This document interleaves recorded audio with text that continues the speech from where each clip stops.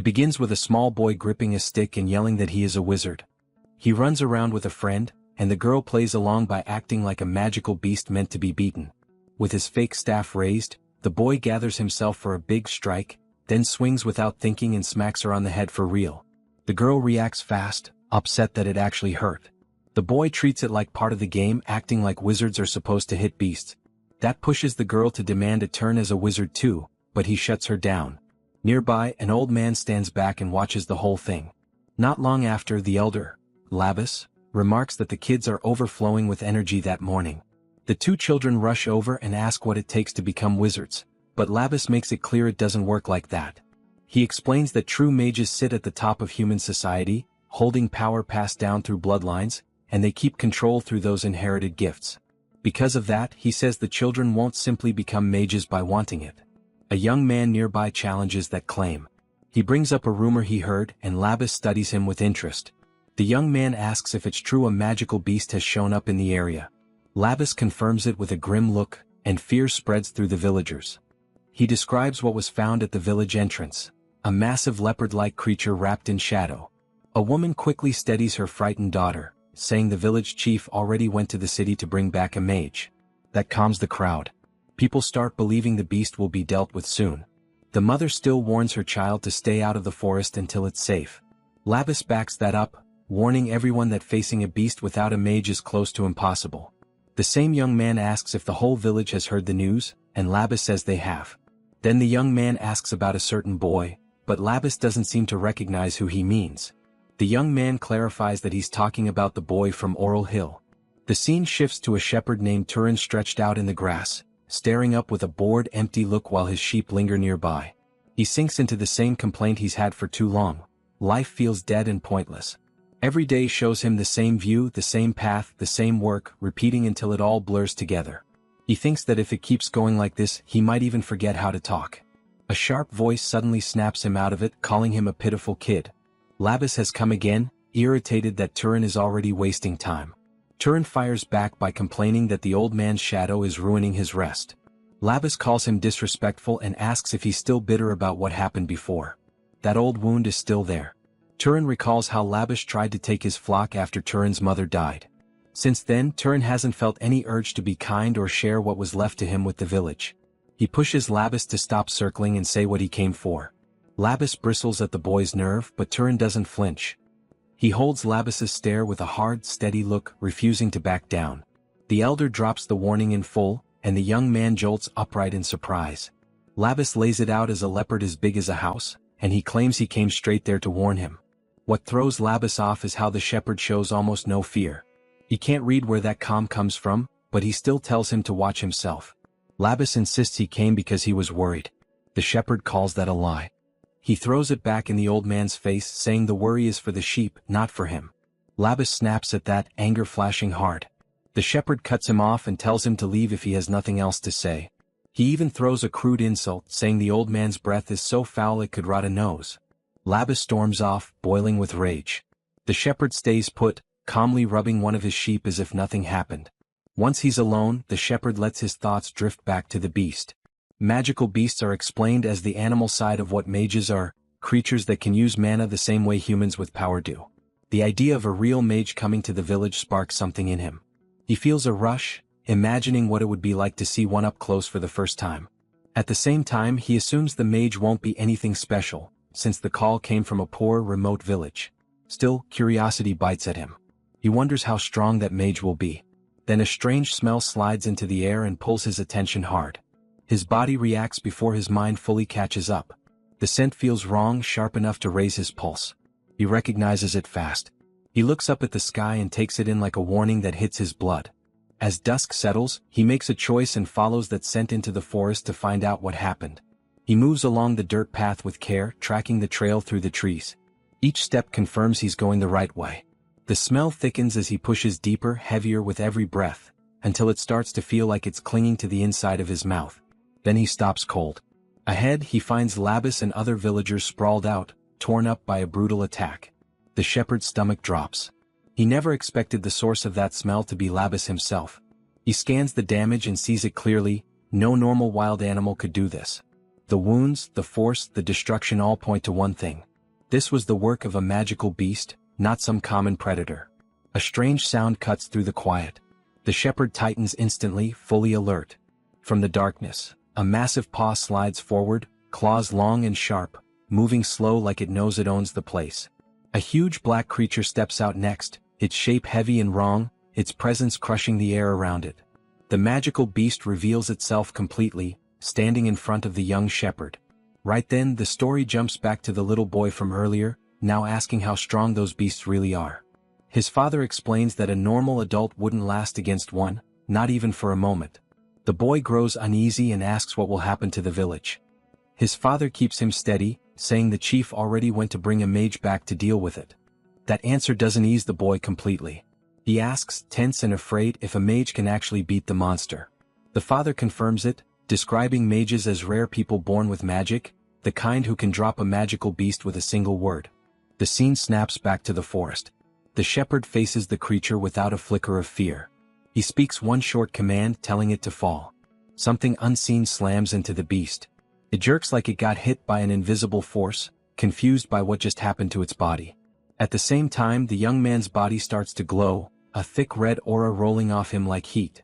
He rubs at his head, realizing his first idea didn't land the way he expected. The beast takes the opening, roaring and rushing him with raw fury. The shepherd doesn't panic.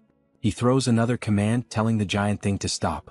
In the blink of an eye, a strange power slices through the monster, cutting it clean as if the air itself turned into a blade. That shocks him. He realizes he can't fully control the strike, even if he wants to. Still, the beast refuses to go down.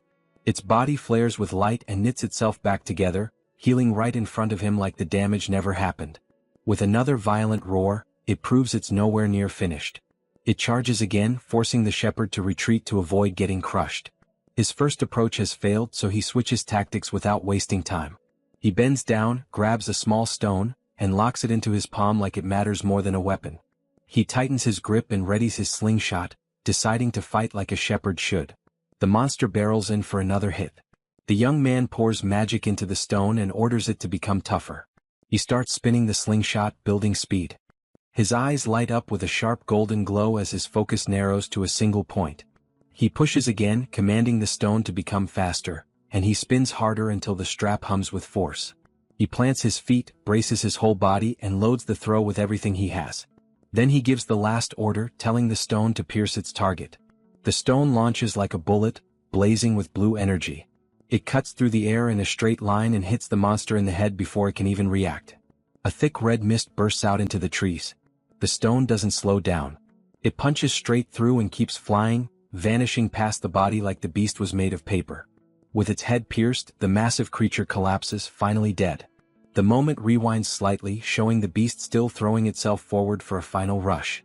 The shepherd already has his aim set, calm and sure, ready for the counter. The stone flies again toward the fallen giant, straight at the head. It strikes clean, does heavy damage, passes through without effort and continues on its path. The young man doesn't move as the dead weight drops behind him. He notes that this was the first time he used that power on a magical beast. He looks at the corpse and weighs what to do with it, considering tossing it off a cliff just to be rid of it. Annoyance rises in him as he complains that, in the end, he still ended up doing the villagers a favor. Then the truth shows through in a tight focus on his eye. He isn't just a shepherd. He's a mage. A memory takes over, and he explains that he first found his ability 8 years ago. When he was 10, he used his power to make objects float around the house. He got excited and tried to call his mother over, eager to show her firewood lifting into the air. But when she appeared, her face was hard and serious, and she wasn't pleased at all by what she saw. He also told her he could make fire and wind, and that memory stayed sharp in his mind. His mother snapped at him to stop, furious in a way he had never seen before. It was the only time she ever truly lashed out, and it left him stunned. Turan didn't understand why she reacted like that while she picked up the floating firewood and forced herself to stay steady. Then she lowered herself in front of him, close enough that he couldn't ignore the weight in her eyes. She said they needed to talk. She asked if he wanted to stay with her for a long time. He agreed without hesitation, and she made him promise to never use that power again. She also banned him from showing it in front of anyone else. Turan pushed back, confused, asking why. She brought up the stories she had told him before about nobles and knights. Turan later remembered every word of it. She explained that nobles were the bloodline of lords who once saved humanity, and knights were born from that line. She even praised him for remembering her stories so well. She made it clear that nobles and knights were treated differently from everyone else, even among mages. Then she dropped the reason behind her fear. His power came from his father, a knight. After that, she warned him to never let anyone discover he was a mage. With a small, forced smile, she asked him to promise he would keep it hidden. Back in the present, the shepherd notes that 8 years have passed, and the promise still stands. He stares out the window and decides again that it will never be broken. He has no interest in exposing his power to anyone, and no plan to leave the mountain or give up his isolated life. Then a harsh noise breaks the quiet outside. Someone starts pounding on his door, yelling his name, ordering him to come out. Turan opens the door to see what the problem is. A group of villagers stands there, glaring with raw anger. He yawns and asks what they want. One of them throws an accusation at him, blaming him for Labas's death. Another grabs his clothes hard and calls him a shameless brat. The shouting grows louder, uglier, as a man claims Turan used the old man as bait to lure the monster in. Turan stays calm even with that grip twisting his shirt. He reads the situation fast. They aren't here for truth. They're here because they need someone to pin it on. Blaming him is the easiest path for people who spent the crisis hiding. He cuts through them with that thought, seeing their fear and weakness for what it is. They want to dump the responsibility before anyone turns the finger back on them. That pushes one man over the edge. He surges forward with hate and swings at Turan. Turan slips aside without effort, the punch cutting only air. As he moves, one thought runs clean and cold through his mind. Magic is useful for dealing with nuisances. He answers with a sharp, clean strike of his own, dropping the attacker with skill that makes it clear he isn't an easy target. In the middle of it, another thought rises, heavy with memory and certainty. When someone wants something hard enough, it can become real, paid for with mana. With a hard look, Turan murmurs a simple order, telling the attacker to fall. The man stumbles like his body betrayed him and drops face first into the grass, confused and humiliated. Even surrounded, Turan walks forward at an even pace. The others swing at him but nothing lands. They flail and miss while he keeps moving, steady and untouched. He keeps his movements controlled, trying to stay low-key so his hidden power doesn't draw the wrong kind of attention. Instead of flashing anything strange, he grabs a wooden stick and uses it like a simple tool, cracking down on anyone who gets too close. He moves fast and clean, taking control of the brawl with sharp footwork and hard hits. Another villager drops after a quick strike, then another. He keeps beating back the rude neighbors who had the nerve to storm onto his land. Then it gets worse for them. In the middle of their swings, the handles of their tools snap in midair right after clashing with him. The whole group ends up dumped onto the grass, sprawled out and groaning. Turan watches them from above and thinks about how long he has lived like this, 8 years of keeping his secret buried. He looks at the defeated men and makes it clear he has spent all that time hiding what he really is. He tells them to stop wasting energy on this and use it to prepare Labas's funeral instead. A group of women shows up next. Turan asks if they came to fight too, but they shut that down right away. One of them says they only wanted to see him. That leaves him quiet for a moment. Then he tells them to drag the idiots away and steps back inside, shutting the door on the mess. Alone again, he thinks about how going to the village will be a headache. They'll try to turn this into bargaining, twisting the situation to squeeze something out of him. He doesn't care. If they try anything, he can just beat them down again. He figures the beating was rough enough that they won't come back soon. A knock hits the door. For a second he assumes they really have lost their minds. But the sound is different, heavy, steady, confident. Whoever is outside isn't there to whine or threaten. Turan yanks the door open, already angry, ready to hurt someone. A stranger stands there. A bearded man in travel-worn clothes, calm eyes and a sword at his side. The man apologizes and asks to stay for a while because he's traveling. That word sticks in Turan's head. Traveling. It feels distant, like something from a world he never touches. The stranger apologizes again, saying he just dealt with unpleasant people. Turan thinks of his mother teaching him manners, and how he never uses that polite voice with villagers. The whole thing feels strange. He studies the sword and finds it odd to see a swordsman in a place like this. After a quiet breath, he lets the man in. The next moment shows a table covered with food. Turan has invited him to eat. He offers what he has, nothing fancy, but the traveler still looks surprised. First by the meal and then by the fact Turan has never seen an outsider before. Turan explains he was born there and raised there and he has never left the hill. The swordsman drinks from a wooden mug while watching him closely. Turan drinks too, calm and measured, like he's trying to pretend this is normal. Then the visitor comments on Turan's posture and manners. For someone who has lived as a shepherd, his behavior is too polished. Turan credits his mother, then mentions she died a few years ago. The traveler responds with respect, saying she raised a fine young man and is resting somewhere good now. Turan accepts it and says he only lives the way she taught him. After that, Turan asks what brought a swordsman so far out. The man reveals he came because of a request. A leopard-type magical beast appeared in the area, and someone needed to kill it. Turan immediately understands. This is the mage the village chief went to find. The stranger confirms it without hesitation. The mage asks to question him. Turan allows it.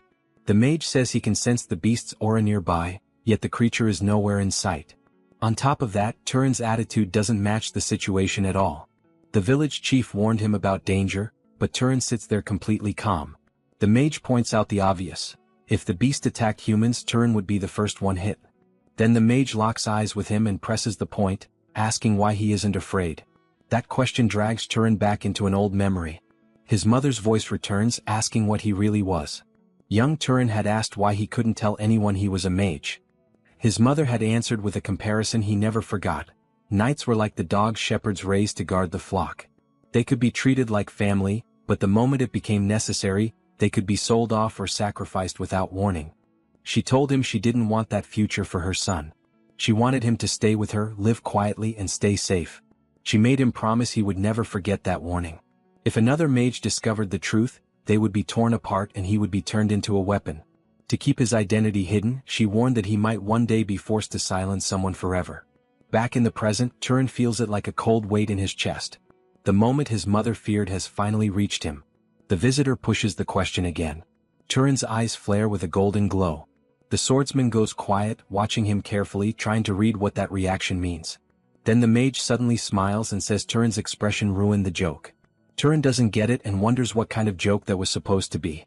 He admits he doesn't really understand humor.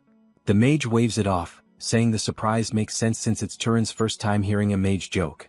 The visitor realizes they never even introduced themselves. He reaches out his hand with an easy smile, expecting a handshake. Turan gives his name as Turan, an 18-year-old shepherd, and shakes his hand.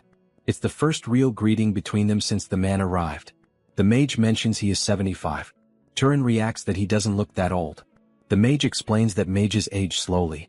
Turan asks how someone like him ended up wandering around. The mage says he served House Arabian for 60 years and now wants to travel during what he calls his final days. Turan finds it strange but also kind of appealing, like it belongs in some story he never got to live. The mage seems pleased by that reaction and leans into it, ready to share more. Turan listens with real interest. The older man smiles wide, and the room turns warm in a way Turan isn't used to. They keep talking and Turan realizes he's enjoying it more than he thought possible. He never expected a conversation like this to feel so easy. Hours slip away. When they finally notice, dawn is close outside. The mage is surprised the night vanished so fast and says it's time to go. He leaves silver coins on the table and explains they're the purest kind. Turan accepts them and wishes him luck with the hunt. The mage tells him not to act like it's goodbye, then jokes that he might come back someday just to get another free meal. The next day, Turan takes his sheep to graze on the hill like always. The flock spreads out across the grass under clear sun, calm and steady. With a small smile, Turan gives a call for the flock to gather. One sheep lifts its head right away, then the rest follow, moving toward him until they form a tight group around their owner in the center of the pasture. Turan thinks about last night. It was the first time he had met another mage and he can't even remember the last time he talked that much. While he rubs a sheep's head, he remembers the calmness in the old man's voice and the simple joy behind it. Out of all the adults he has dealt with, that mage felt genuinely decent.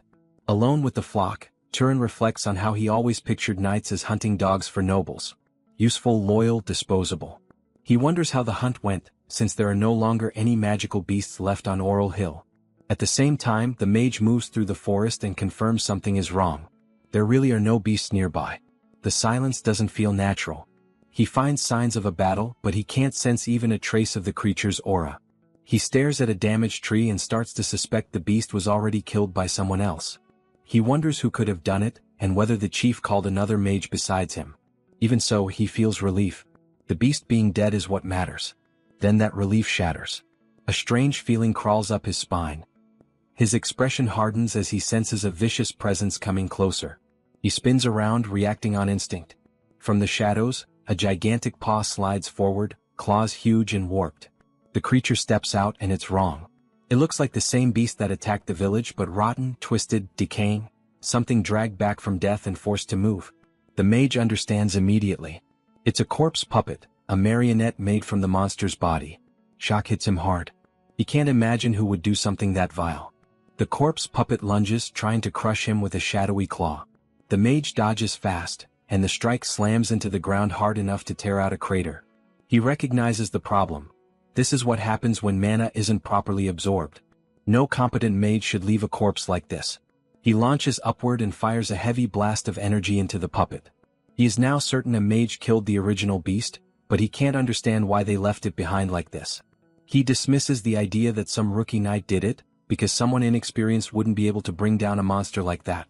As he shapes a fireball, another thought takes hold. Whoever did this wasn't just hunting.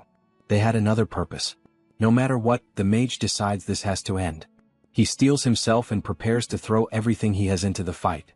He unleashes a heavy blast of power at the shadowy creature, expecting it to rip the corpse puppet apart. Instead, the magic fades out, swallowed and erased like it never existed. Shock hits him hard. The mage realizes the monster's mana is stronger than his own. Then the creature vanishes into the trees, leaving him staring into empty space. He understands it's setting up a counterattack and starts searching the forest, trying to catch any sign of movement. That's when the enemy's shadow slips in behind him without a sound. The corpse puppet erupts out of the darkness and lashes him with a spiked tail. He has no time to move. The blow lands clean and brutal, tearing him up and leaving his arm badly injured. The force hurls him away. He slams into the ground and rolls through the grass, stunned by how fast everything turned against him. Flat on the forest floor, he can't believe a monster like this is even here. As the creature closes in, he wonders if this is where he dies. Still, he forces a determined smile. He refuses to quit. If he's going down, he plans to drag the thing with him. He gathers every bit of mana he can into one hand, building it for a last strike. The corpse puppet moves in, ready to finish him. The mage holds his focus and waits for the exact moment he can release everything at once. Then he launches himself forward, flying toward the monster for a desperate counter. A small blue light appears deep in the forest. In the next instant, a sharp streak of blue cuts through the air and slams into the creature right before it can deliver the killing blow. The hit comes from a direction the mage never expected. The impact smashes the corpse puppet into the ground and leaves it still in the middle of the woods. The old man stares, confused and stunned. Then he hears a voice he recognizes, checking if he's still alive after the chaos. He looks up and sees the one who saved him, the young shepherd. Turan stands there calm, almost quiet, like the fear never touched him. He walks down the path at an even pace as the tension in the air slowly drains away. The mage's eyes widen as the truth finally locks into place. Turan isn't just some shepherd. He's a mage and not a weak one. The old swordsman presses him, questioning why he hid it the whole time they were talking in that house. He also demands to know why Turan came back at all, since he could have disappeared and never looked back. Turan gives a small, controlled smile and starts to explain his reason in a plain, direct way. The scene shifts into a memory. A dog lies on the wooden floor in Turan's home, resting near their feet while the two sit at the table and talk late into the night. Turan points out that with the visitor's skill, he could make far more money somewhere else. He questions why the old man looks at villagers like them with so much pity. The veteran answers with a tired sigh, explaining that people like these live cut off from everything, with no real protection against how brutal the world can be. Hearing that, Turan reflects on how mages carry power that comes from the gods, and that power drags them toward a path they can't fully escape. The old man smiles and says he's proud to protect helpless commoners, but admits not every mage feels the same. Turan takes that in. He shows he understands, and a satisfied look crosses his face. He recognizes that in a world this big, everyone has their own way of thinking and their own way of living. Back in the present, the final clash ends with a violent shockwave that sweeps through the forest, sealing the victory and wiping out the remaining threat. Still running through the trees, the wounded mage warns that they need to flee, because that creature was on an entirely different level. He says only a noble could bring something like that down and tells the young man to warn the village chief. The swordsman stays behind, ready to face the monster alone and buy time for the escape. Even as he braces himself, he admits he was talking tough and has no idea how long he can actually last. Turan cuts in and shuts that down. He tells him to stop worrying because it's already under control. If the last strike worked, then they're fine. A stone nearby starts to glow, answering his confidence with proof. That stuns the swordsman. He realizes Turan wasn't even close to using his full strength. The veteran knight, Korn, understands it wasn't some random meeting at all. Then more stones lift off the ground, floating in the air with intense blue energy. Turan finally lets his power show, and it becomes obvious he isn't some helpless runaway or a minor talent hiding in the hills. Turan smiles and admits he wanted to test his own limits too.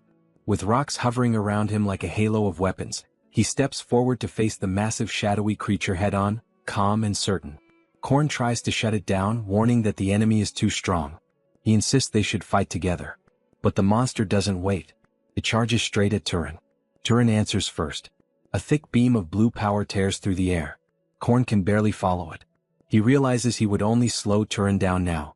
So he lowers his glowing hand and stops forcing himself into the front line. His role changes on the spot. If he can't win this fight himself, then he can at least make sure Turan survives it and grows from it. Then Turan releases a crushing wave of mana that rips through part of the forest. Trees and ground suffer under the blast. Even after that, Turan clicks his tongue in irritation because it didn't do what he expected. He tries to finish with a kick, but his leg passes through the creature like it's smoke. No damage. No resistance. Korn shouts the truth into the chaos. A phantom can't be hurt by physical hits. Turan keeps his eyes on the advancing shape and asks how he's supposed to kill something like that. Korn tells him to use fire. He adds that lightning can work too. Turan extends his hand and flame slams into the monster, but it still doesn't look affected. Turan complains that it isn't working. Korn tells him he's missing the point. To affect a living thing with power, there has to be a cause. It isn't just throwing energy. It's building the right chain that lets the force stick. Then Korn freezes as understanding hits him all at once. Turan never absorbed the beast's mana. That mistake is what allowed it to become a phantom. The old mage is shaken by what he's seen. Turan is already this strong without real training, without proper technique, without the basics drilled into him. Korn yells for him to create fire and then launch it properly at the creature. Making fire is simple. Controlling it is what takes years. Turan does it instantly. No hesitation. No struggle. He forms it like it's natural, like he's been doing it forever. Then he stomps down hard, grounding himself, loading his body for a clean strike. With one sharp motion, he sends a fireball flying with full force toward the shadowy monster. The fireball slams into the creature's eye with perfect aim, triggering a violent blast that floods the air with flames. The phantom's body starts to burn away, its shadowy form breaking apart as the fire eats through it. Korn shouts for Turan to stay locked in and keep feeding mana into the flames. If anything remains, the phantom can persist. Turan hardens his focus and forces more power into the burning mass, refusing to let it escape. The heat surges. A swirling storm of fire finishes the job, and the creature is erased completely. With the threat gone, Korn finally lets himself breathe and celebrates. He points out how absurdly strong that phantom was, high-level and dangerous, yet the young shepherd still brought it down on his own. Turan asks if it's truly over. Korn looks at him with fresh respect, impressed by what he just witnessed. Then Korn gives a warning. If Turan doesn't absorb the mana left behind, he risks facing another phantom. Turan asks how to do it. Korn tells him to picture it like draining something out. Turan closes his eyes and concentrates. Green energy begins to seep from the remains and stream toward his hand. The mana pours into him in a steady flow and he pulls it in completely. His eyes flare with the same green color as the energy entering his body. The mana spreads through him, and for the first time his inner pathways become visible, like channels lighting up under the skin. Korn freezes, stunned by the sight. He says the sensation will be overwhelming. Turan can barely process how intense it feels. Korn asks if this is his first time absorbing mana. Turan confirms it. Korn explains that mana usually grows slowly, and the fastest way to evolve is by absorbing it from others. If this is Turan's first time and he's already like this, then his potential is on a different level. Korn concludes the shepherd is not ordinary at all. Turan goes tense, the air between them turning awkward. Korn calls his name to pull him out of that silence, then bows and apologizes. He asks which noble house Turan belongs to. Turan answers by calling Korn by name, catching the veteran off guard.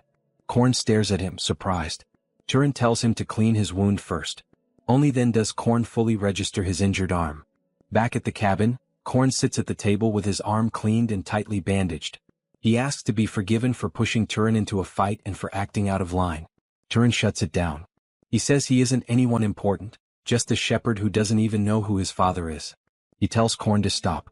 Korn reads the seriousness in his face and agrees. Then Korn asks the question that won't leave him alone.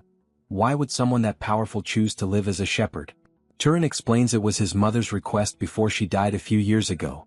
She warned him that if nobles found him, he would be turned into a disposable tool. Korn says his mother was wise. Turan is thrown off by that reaction. To him she always felt overprotective.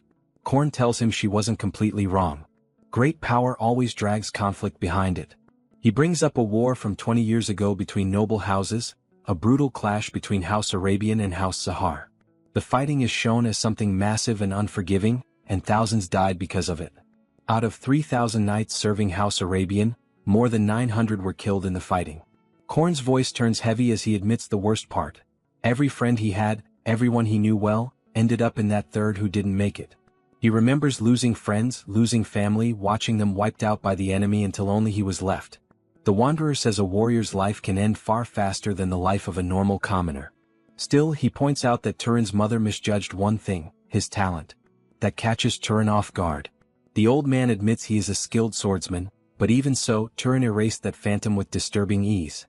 He says Turan's potential sits at a noble level, maybe among the highest talents around. Turan stays quiet, letting those words sink in. His mind starts drifting toward what that kind of future would mean. Then he asks if the story about his father being a knight was even true. The Wanderer explains that rare cases exist, cases where things don't follow the usual rules. After that, the veteran suggests Turan would be better off leaving the hill and seeing the world. Turan asks why. The older man answers that humanity still needs protectors to tame the land and stand between people and danger. Then he catches himself and apologizes, realizing Turan still doesn't fully understand how magic works. He breaks it down. Some abilities come from lineage, traits passed down from ancient ancestors. Those inherited traits are what split people into social classes. The mage asks if Turan ever felt like certain spells were too easy, or if he had any natural ability that didn't seem to cost mana at all. Turan wonders if it isn't just mana that makes him physically stronger than others. Then he mentions his sharp sense of smell. The mage confirms that a strong nose can be a lineage trait. He adds that skill with throwing weapons is linked to House Arabian, though it's common enough that it doesn't narrow much down. Turan pushes him to keep going and the older man agrees. But Turan notices something off. The visitor's mood shifts. His face tightens. Turan calls it out, confused. The swordsman turns serious. Turan asks what changed. With a steady stare, the elder says he already knows which noble house Turan's abilities match most closely. Turan asks which family. The veteran holds that calm, guarded expression a moment longer, then reveals it. Turan's traits belong to one of the kingdom's great houses, a family known everywhere as the Hunters. House Sahar. The name lands like a hammer. Turan goes still, shocked into silence. The sound of it echoes in his head, leaving him numb. He can barely accept that he carries the lineage of Zahar, the same house that brought so much death and pain to the man sitting across from him. He looks at the veteran and wonders if the same cursed blood runs through him, the blood of the war's villains. He doesn't know what to do with that. He doesn't know if he's supposed to apologize for people he never met, crimes he never committed. The guilt still presses down anyway, heavy and stupid and hard to shake. The silence breaks when the older man says his name in a calm, steady voice. He places a hand on Turan's shoulder and tells him to stop wearing that crushed look. He reminds Turan that he wasn't part of the past war, not even close. Still, the weight doesn't leave Turan's chest. The elder smiles softly and says that was a fight for adults. Holding on to hatred only stretches the suffering out forever. Turan asks if the man feels any regret. The veteran asks what he means.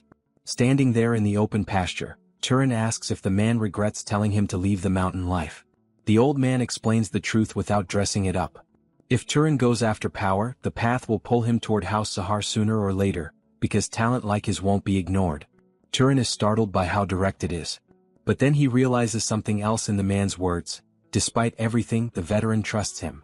He believes Turan's character is clean, and that there's something solid and decent inside him. The old man says he saw Turan's kindness the moment he risked his lifelong secret just to save a stranger. Looking ahead, he thinks someone like Turan might even stop new wars before they start.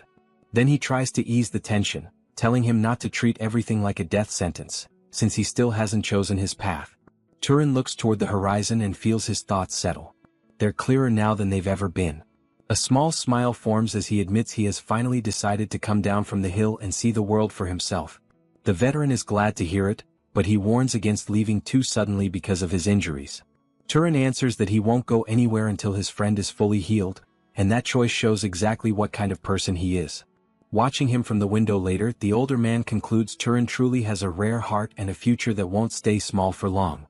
After that, the veteran begins teaching. He explains that magic needs mana, the so-called key to omnipotence. Turan turns that over in his mind, but the old man corrects the idea. Mana isn't as absolute as people make it sound. Turan asks what decides how mana turns into real magic. The man raises 3 fingers and says the difficulty depends on 3 things: lineage, affinity, and causality. He starts with lineage. It's tied to family blood and affects most nobles. He uses his own injury as an example. Turan admits he couldn't heal it with magic. The veteran explains that some lineages can heal without training at all, like a family from the south whose power does the work naturally. Then he moves to affinity, describing it as familiarity. Turan understands right away and compares it to how he made a fireball by treating it like a thrown stone. The veteran agrees, adding that simply creating flames wouldn't give the same speed or force as shaping it with the right feel and method. Finally, he names the last and most important factor: causality. Even he admits he doesn't fully understand it. To show what he means, he asks what would happen if Turan tried to strike him using only raw mana. The result would be weak because there's no cause built for the effect. He demonstrates on the mug. The water begins to boil. He explains that this kind of result appears when mana is pushed without the right cause behind it. Turan watches and says he finally understands it a little. If he wants to take someone down, he needs to create a cause that makes sense, like launching a fireball instead of just forcing mana forward. The veteran is impressed and jokes that Turan could have been a scholar. Then Turan asks why he needs these rules for magical beasts if he can control normal animals. The old man explains the difference is the mana inside the beast. Turan takes it in and realizes a real mage doesn't just throw mana around, they understand how it works and why it sticks. Turan asks if the Zahar lineage has its own special ability. The veteran confirms it does and says they're known for tracking. Then he challenges Turan to try it. Turan accepts immediately. He closes his eyes and focuses, willing himself to leave no trace, no sound, no scent, nothing. White smoke starts to rise off his body as he pours energy into the spell. The older knight watches closely, unsure if it actually worked. Then Turan vanishes from the chair. Only a faint streak of golden light remains on the floor. The veteran confirms it worked because Turan is no longer visible. Seeing that ability in action tightens something in him, the old fear he carried from the past. The room feels empty, like Turan erased himself from the world around him. A moment later, Turan reappears in a flare of light, proving the spell held.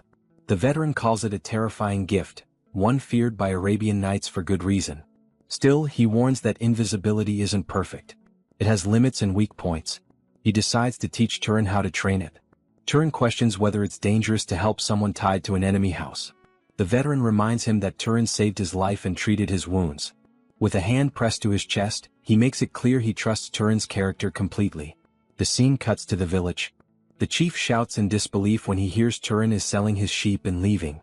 Turan stands ready for the road, equipped for travel, while the chief complains that he's leaving without warning anyone. The mage with him only smiles, questioning why Turan should care what others think about his own property. Turan lays down terms. If they don't pay a fair price, he'll release the whole flock and walk away. One of the men Turan beat before calls out in panic, warning the chief not to push him. The chief grumbles, knowing Turan is the type who follows through. With no real choice, he hands over a bag of coins and the sale is done. The elder tells Turan to do whatever he wants. And with that, the 2 travelers finally leave the village behind. On the road out, Turan remembers the village still owes the mage payment and offers to collect it for him. Korn refuses right away.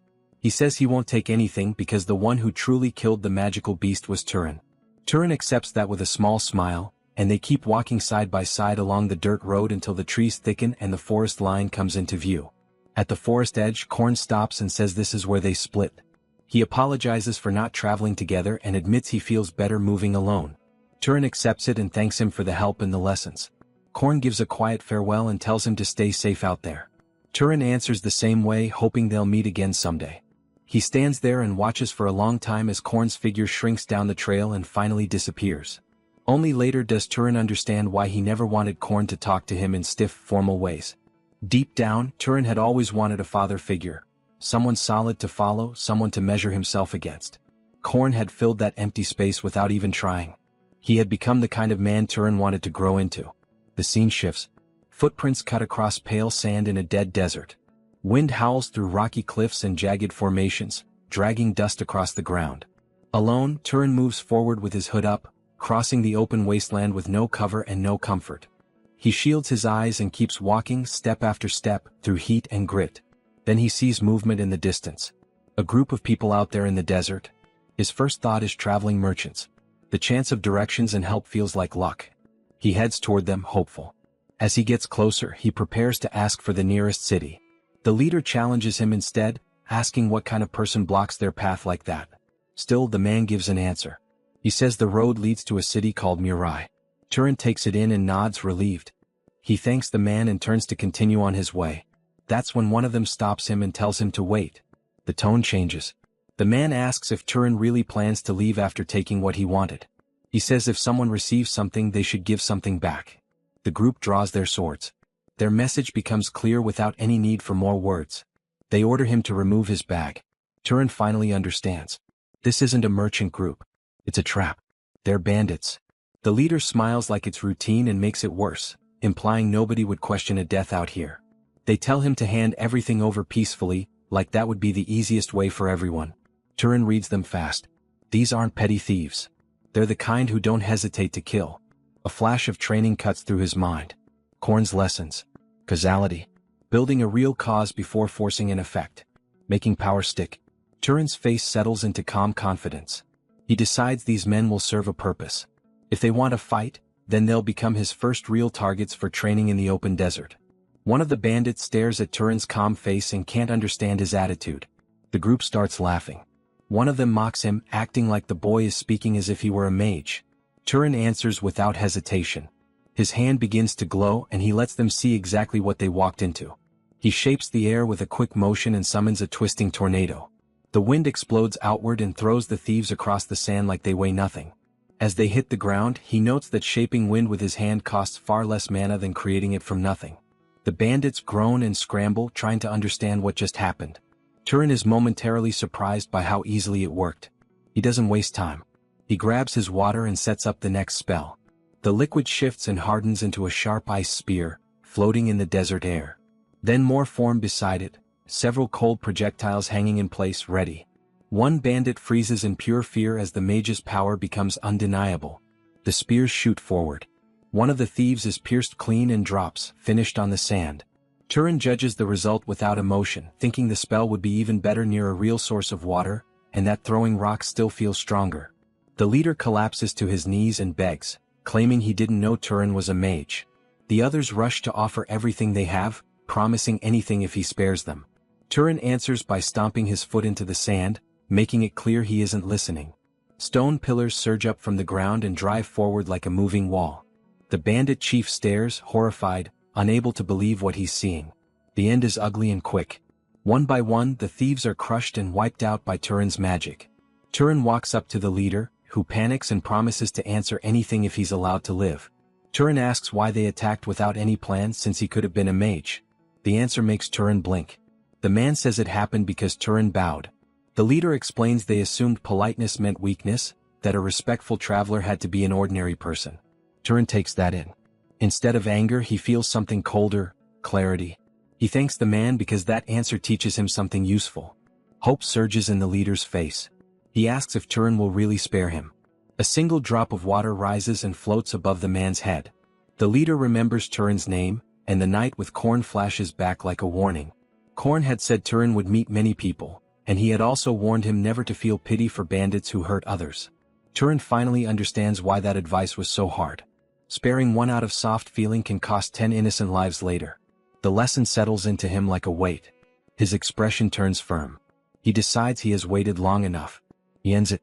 Afterward, he follows the cart tracks cutting through the sand and keeps moving across the desert. As he walks, a clean thought rises for the first time, sharp enough to hurt. He looks back at the trail and realizes he has taken human lives. Guilt pushes up in his chest, but he doesn't let it steer him. He remembers Korn's warning and knows people who steal without hesitation will do it again. The confusion in his heart slowly quiets and he keeps walking. After a long stretch of travel, the desert finally gives way to a new sight. Life, movement, color. Turan stares, stunned by what opens up ahead. On the horizon stands a city, wide and busy, with a massive castle rising at its center. A sign marks the place. Mirai. It's called a small city, but to Turan it looks enormous. He has never seen so many people gathered in one place. Even the buildings look strange compared to the rough village structures he grew up with. As he steps into the market streets, surrounded by noise and crowds, he finally feels like he has entered a real city. He stops at a fruit stand. The vendor greets him with loud energy at first and asks what he wants to buy. Turan answers that he isn't there as a customer. Instantly, the vendor's mood turns sour. He tells Turan to leave if he isn't buying anything. Turan is thrown off by how fast it changes. He wonders if there's some rule here where you have to purchase before you're allowed to speak. To test it, he points at the red apples and asks what they cost. The vendor names the price in Dupit and keeps studying the young outsider with open curiosity. Turan starts counting out coins and the seller adds that he accepts other types of payment too. After the purchase is done, Turan asks where he can find an inn. The vendor points him along a route and tells him to follow the path. Turan follows the directions and ends up in front of the biggest place around, a large building that works as both a bar and a dormitory. The moment he steps inside, a young employee named Lena greets him with a bright, friendly smile. She throws in a compliment about his looks while Turan asks how much it costs to stay the night. Lena tells him the daily rate is 16 dupit. Turan agrees instantly and doesn't even hesitate. He hands over his money bag, but he says there's something important he wants to ask. Lena holds the payment and leans in, curious. Turan asks if there are any monsters nearby with cash rewards on their heads. He needs targets to hunt, both to absorb mana and to build up coins. Lena goes quiet and stares at the gold. Turan asks why she stopped talking. Lena finally answers that nothing comes free in this world, then mentions City Hall. Turan looks lost. Lena is surprised he doesn't even know what City Hall is and calls him a total country bumpkin. She explains that public matters are handled there, and the people working inside do it under the local lord. She adds that it's probably closed already and tells him to go early tomorrow. Then Lena asks if Turan is a monster hunter. Turan doesn't understand the term. Lena explains the local legend. Normal people can become mages by hunting monsters. She asks if that's what Turan is aiming for. Turan touches his hand and doubts it, thinking it sounds like a silly superstition. A strong man cuts into the conversation and says it's real. He claims he saw it happen with his own eyes. Lena stiffens when she recognizes him. Midden? Midden announces he won't stop until he becomes a mage. Then he pats Turan on the head, apologizes for barging in and starts to step back. Turan doesn't let it end there. He's interested now and asks Midden to explain more about becoming a mage through hunting. Lena, looking bored, shrugs it off. If mages grow stronger by hunting, she says, then regular people should become mages the same way. At least that's the idea people cling to. Midden confirms that he and his group hunt monsters for exactly that reason. Turan asks if anyone in the group has become a mage yet. Midden answers that there are only 4 of them in the city. Then Midden looks Turan over and notices his clothes. He asks what kind of weapon Turan even has for hunting. Turan shows him his slingshot. Midden studies it and can tell right away it's been used a lot. He says a weapon like that could handle small monsters, things like rabbits or foxes. Then he admits his group needs another marksman and invites Turan to join them. Turan answers with a faint, unreadable smile. He turns the offer down. Later, he's shown lying in his room trying to rest. Staring at the ceiling, he thinks about how the day turned into one surprise after another. He looks at his backpack and still can't fully believe he really left his village behind. He wonders what comes next, and blue mana flickers around his hand. 2 knocks hit his door. Turan sits up at once, alert, and calls out to ask who's there. Korn's warning flashes back in his mind. Never drop your guard, not even in an inn. A city isn't automatically safe just because it looks busy. The lesson lands again loud and clear. Turan draws his mana in, steps toward the door, and prepares to open it carefully. Turan doesn't swing the door open. He cracks it just enough to peek through, keeping himself hidden. His eyes stay sharp and tense as he checks who's outside. To his surprise, it's only Lena, the inn attendant. She smiles and asks if he was already asleep. Turan looks confused. Lena says she came to warm him up, because she assumed his room was cold. Turan asks what she means. Lena answers with a suggestive look, saying it's exactly what it sounds like. She lingers in the doorway with a shy posture and offers to stay with him for money. Turan asks what happens if he isn't interested. Lena steps closer and says he shouldn't pretend, claiming his face gives him away. Turan doesn't react the way she expects. He shuts his eyes and pulls on a calm, blank expression, like a monk who has cut off all desire. Lena freezes, shocked into silence by how unnatural his reaction is. Another memory flashes up, Korn yelling at him not to do that. Korn had warned him that many girls like that carry illnesses and trouble. Turan remembers the lesson clearly, don't let desire drag him into something stupid. Lena leaves in a huff. Turan lies back down and thinks the city isn't easy either. First the fruit seller, now Lena. The place feels cold, quick to bite.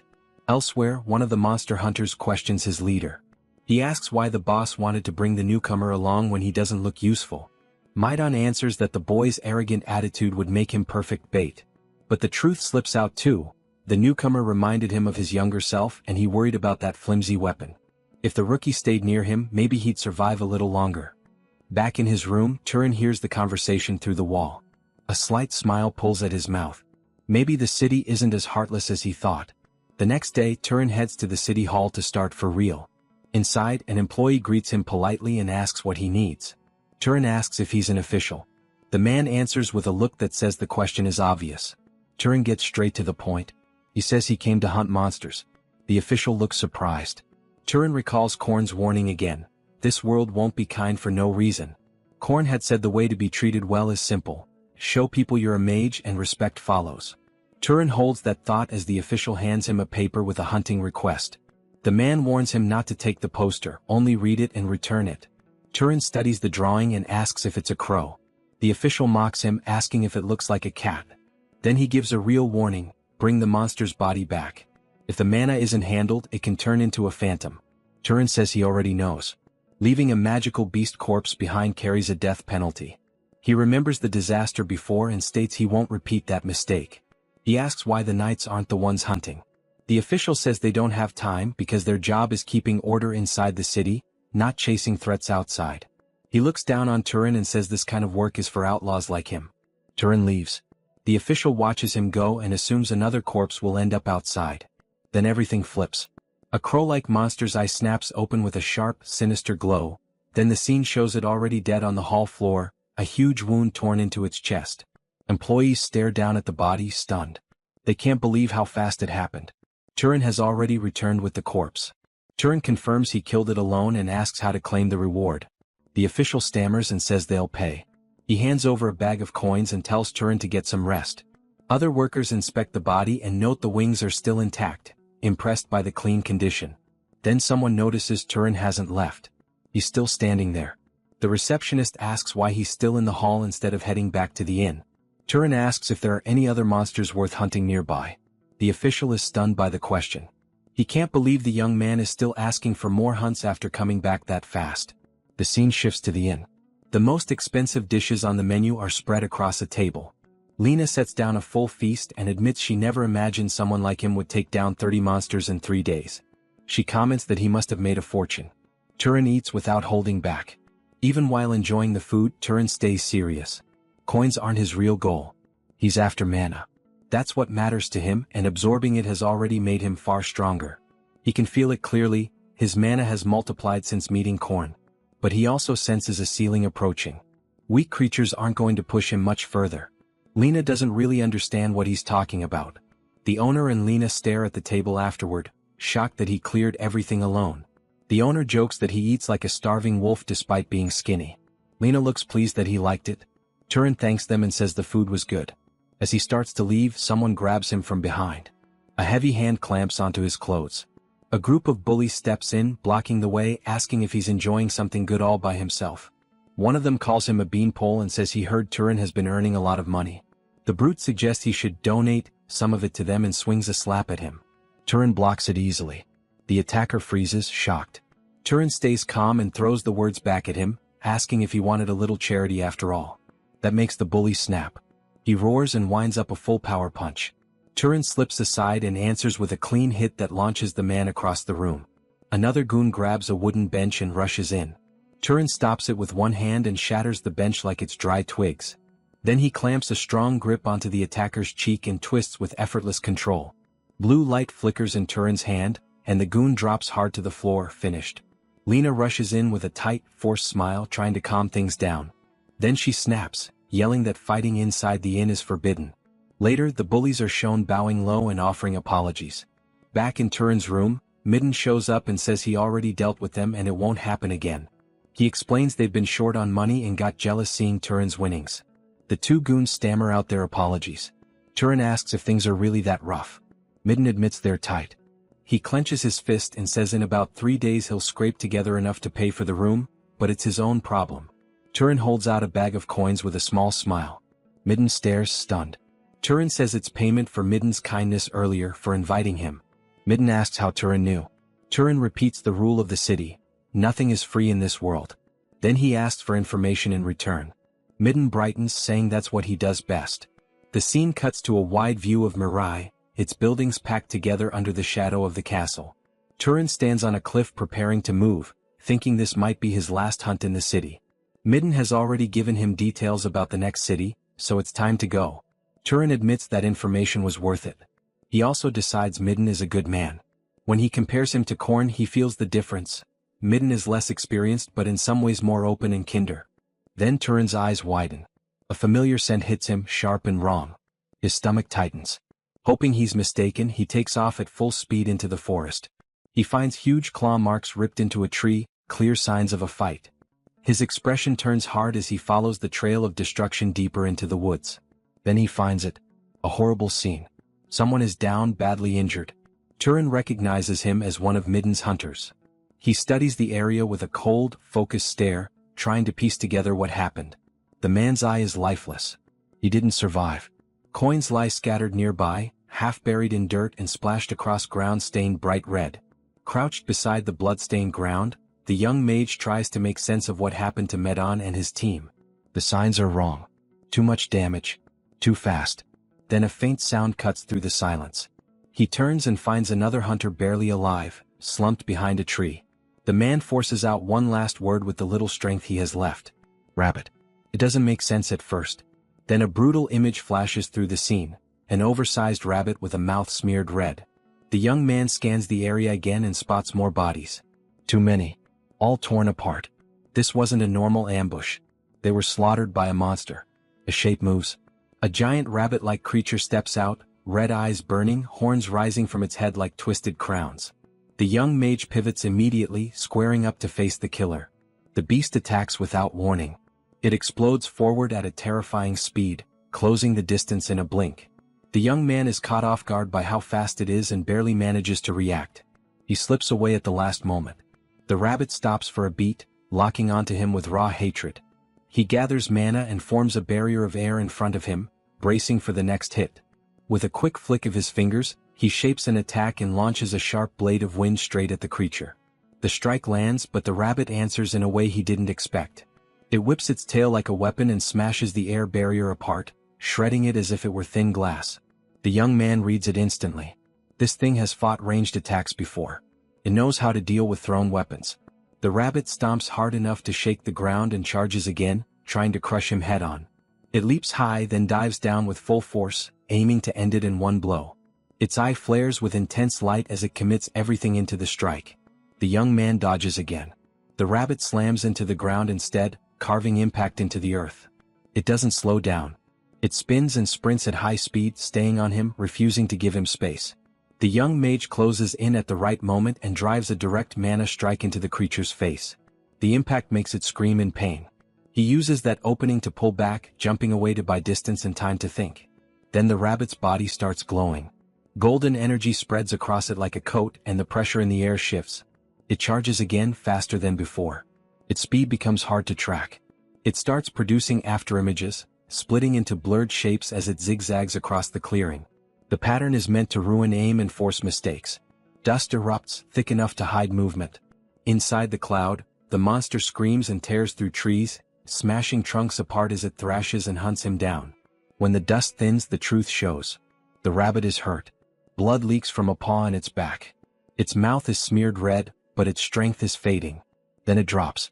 The massive rabbit collapses to the ground, finally defeated. The young mage stands alone in the clearing, steady and ready, already thinking ahead. He approaches the body and moves to do what matters most now: take the mana before anything else can go wrong. He extends his hand and starts absorbing immediately. Green energy pours into him in a heavy stream. The amount is insane. It dwarfs the mana he took from the leopard before. The power flooding into his body is so large it almost doesn't feel real. Behind him, the surviving hunter speaks again, calling him a mage. The young man confirms it, and the hunter demands to know why he hid it. Tears gather in the man's eyes. He explains that none of them had families to pass anything down to, and now there's nothing left but loss. His thoughts drift to Medon and the dream they all carried together. A memory surfaces. Medon once talked about a city called Orem, a place with a library. He described it with a proud smile, saying it held thousands of books, open for people to read. Medon noticed the young man finally reacting, finally caring about something he said. The young man asked how to get inside. The answer had been simple and cruel: entry wasn't for everyone. Only mages were allowed into that library. Back in the present, the hunter questions what the young man meant when he said he had decided something. The young mage makes it clear. He's going to Orem, the great city Medon spoke about so much. Later, he looks over the graves with a heavy, quiet stare. He leaves his hunter friend behind with that sadness still sitting in his chest.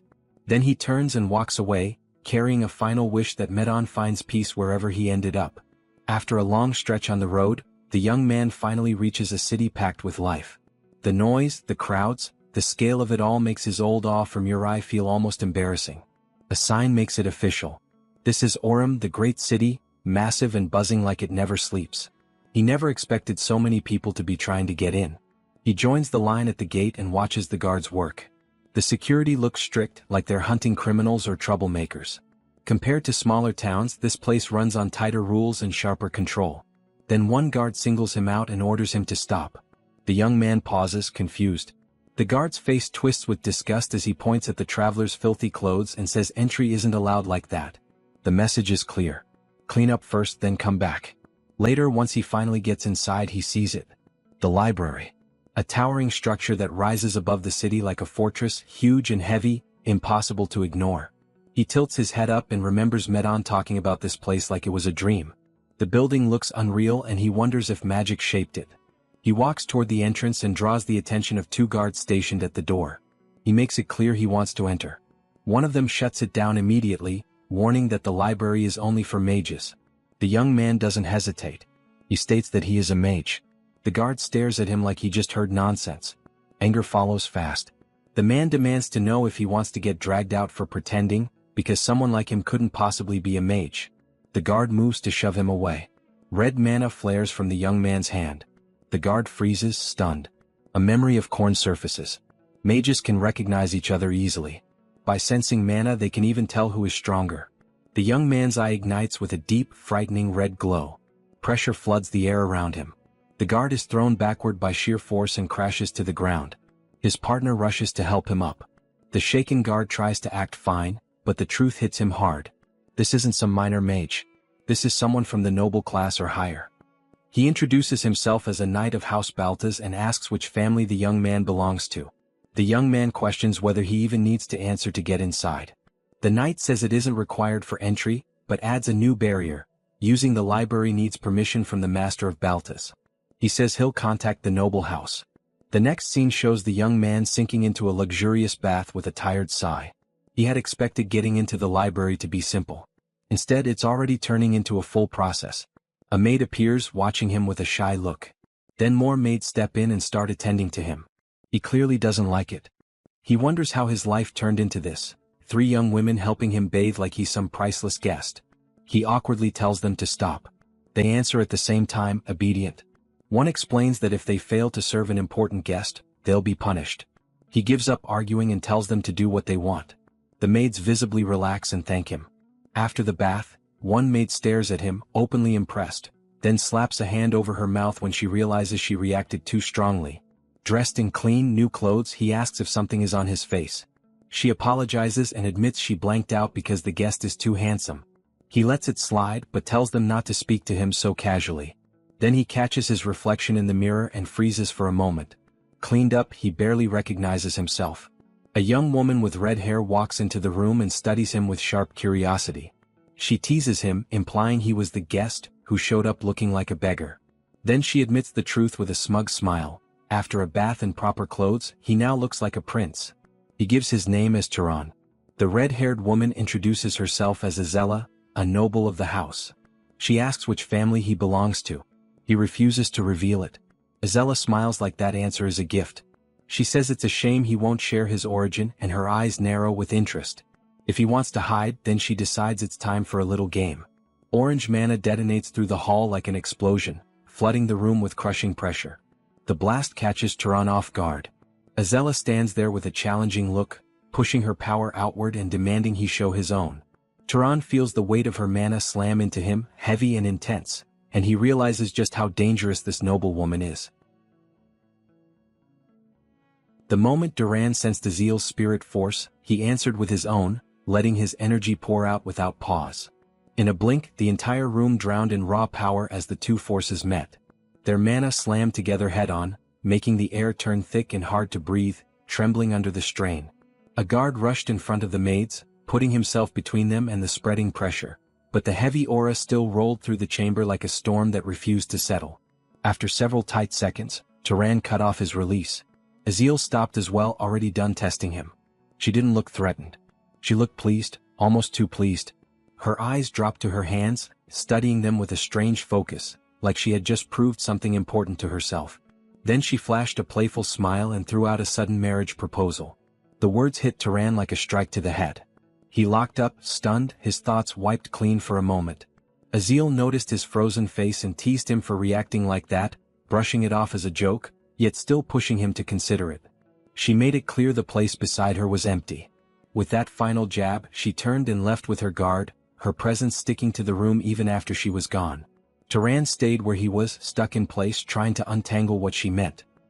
He glanced down at his hand, feeling the faint aftershiver from their clash still lingering in his body.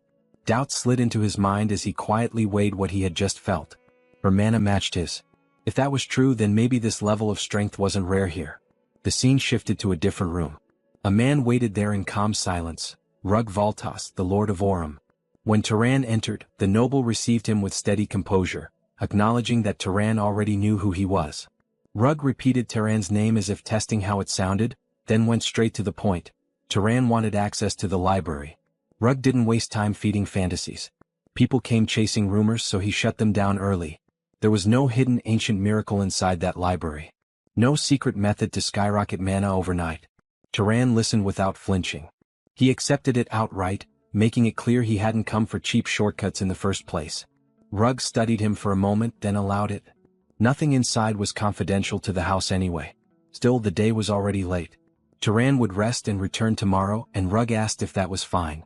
Turan showed real gratitude, bowing his head, promising he wouldn't forget the kindness. The next day, the Grand Magic Library came into view. Turan walked toward the immense tower, its height stabbing into the sky like it was built to challenge the heavens. At the entrance, the guards checked him and confirmed his pass, welcoming him into the Sky Library. Turan pushed the doors open and stepped inside. His body stopped on instinct. Rows and rows of books rose above him in a massive circular design, climbing upward in a spiral that looked like it never ended.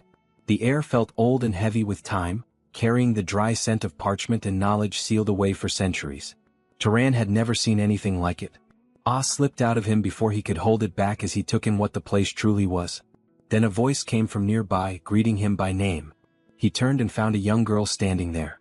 She introduced herself as the librarian, chosen by the Lord to manage the library, and stated she would explain the rules for using it.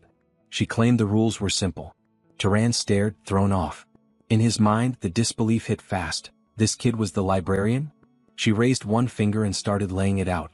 If he damaged anything, he would pay for it. No messing around with books. And while he used the library, she would watch him the entire time.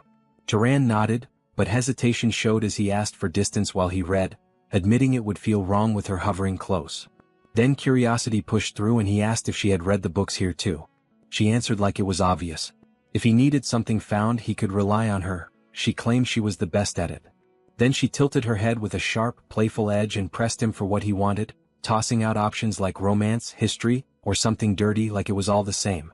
Turan was caught off balance by how blunt she was, but he steadied himself quickly. What he wanted wasn't entertainment. He wanted the world's basic common knowledge. This time it was the librarian who looked surprised. She reacted fast, moving with surprising speed as she gathered a heavy stack of books and dropped them in front of him.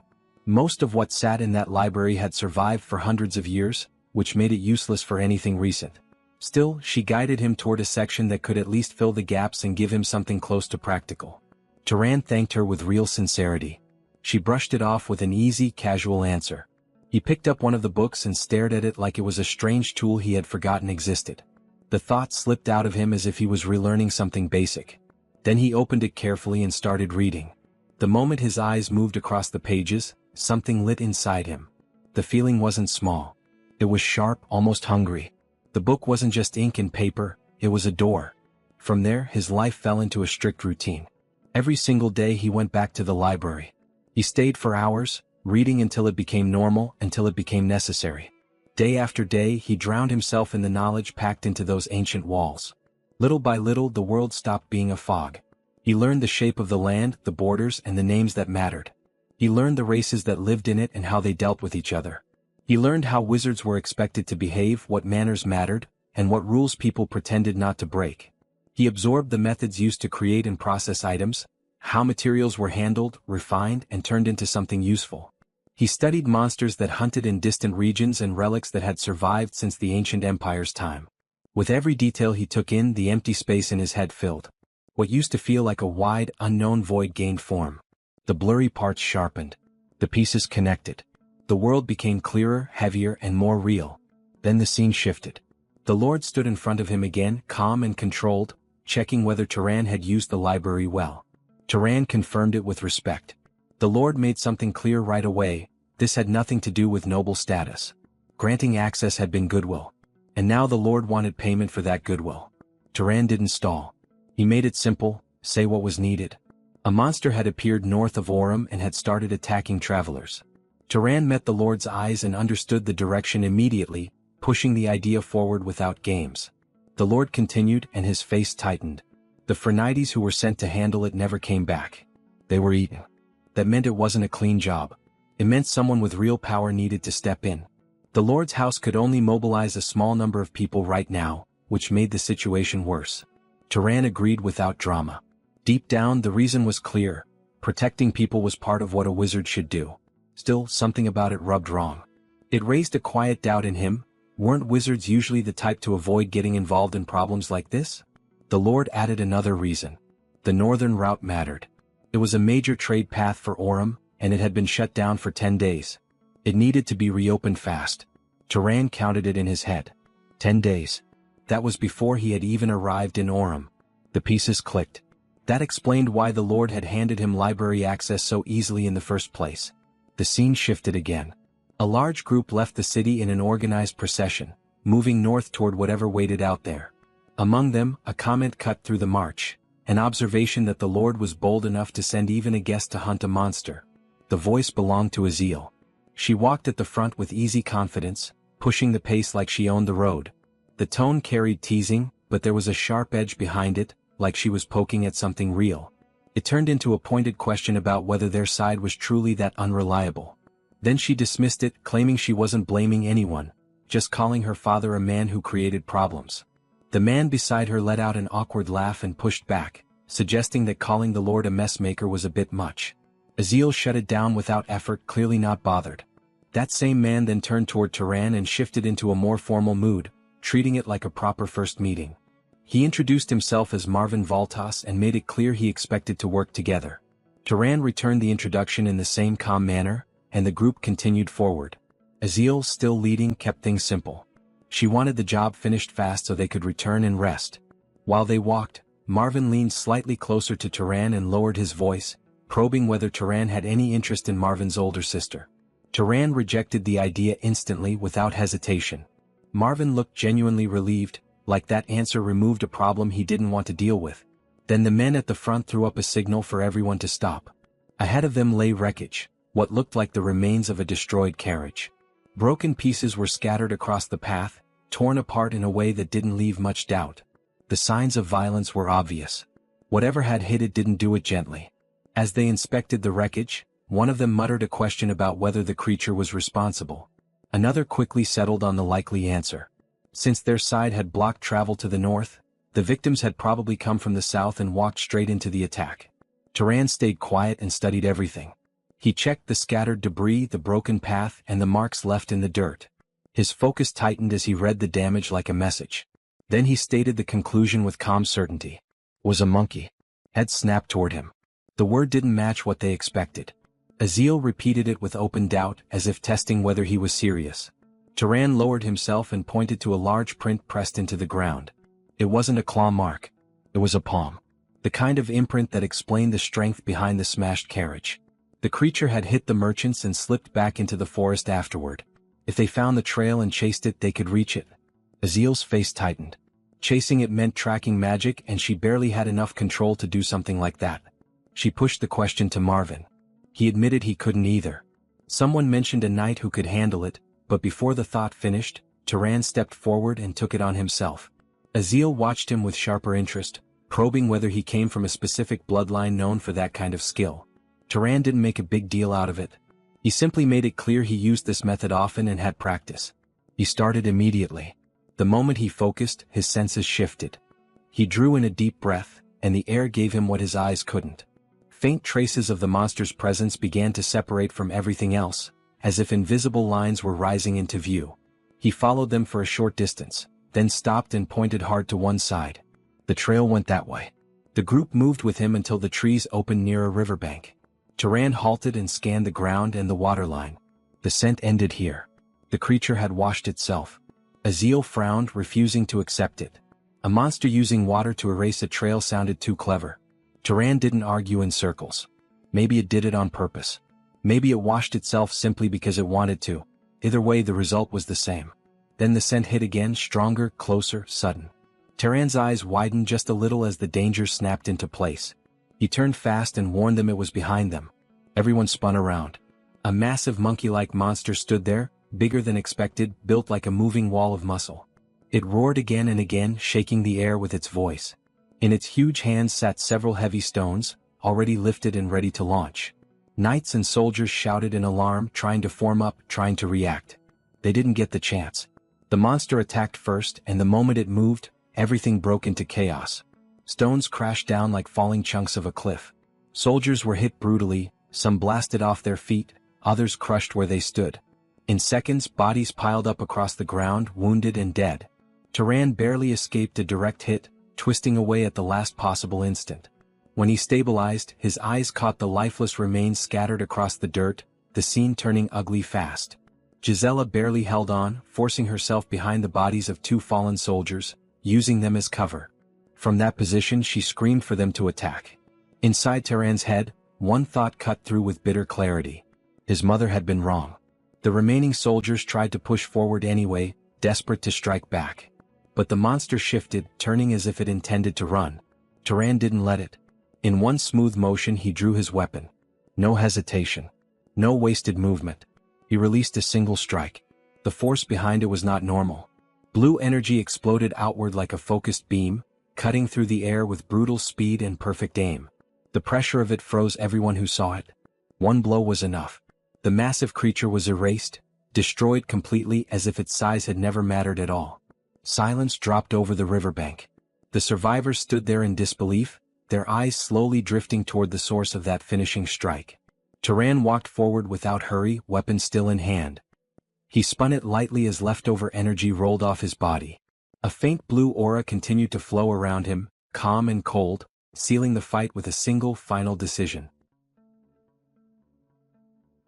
The gorilla monster fell with just one hit. The brothers are stunned by what happened. The mage quickly took the chance to finish the monster. With an immense fire coming out of her hand, as if she were the very incarnation of a dragon. With just this blow the monster is obliterated, forming a huge explosion. So that's the bloodline ability of House Voltas pyromaniacs. The warriors around can finally breathe in peace. After all, in fights against monsters they are weak. The mage goes to speak with the protagonist. She got chills for a second while the rock was coming at us. Then the brother jokes about the situation, asking if the little sister got scared. Shut up.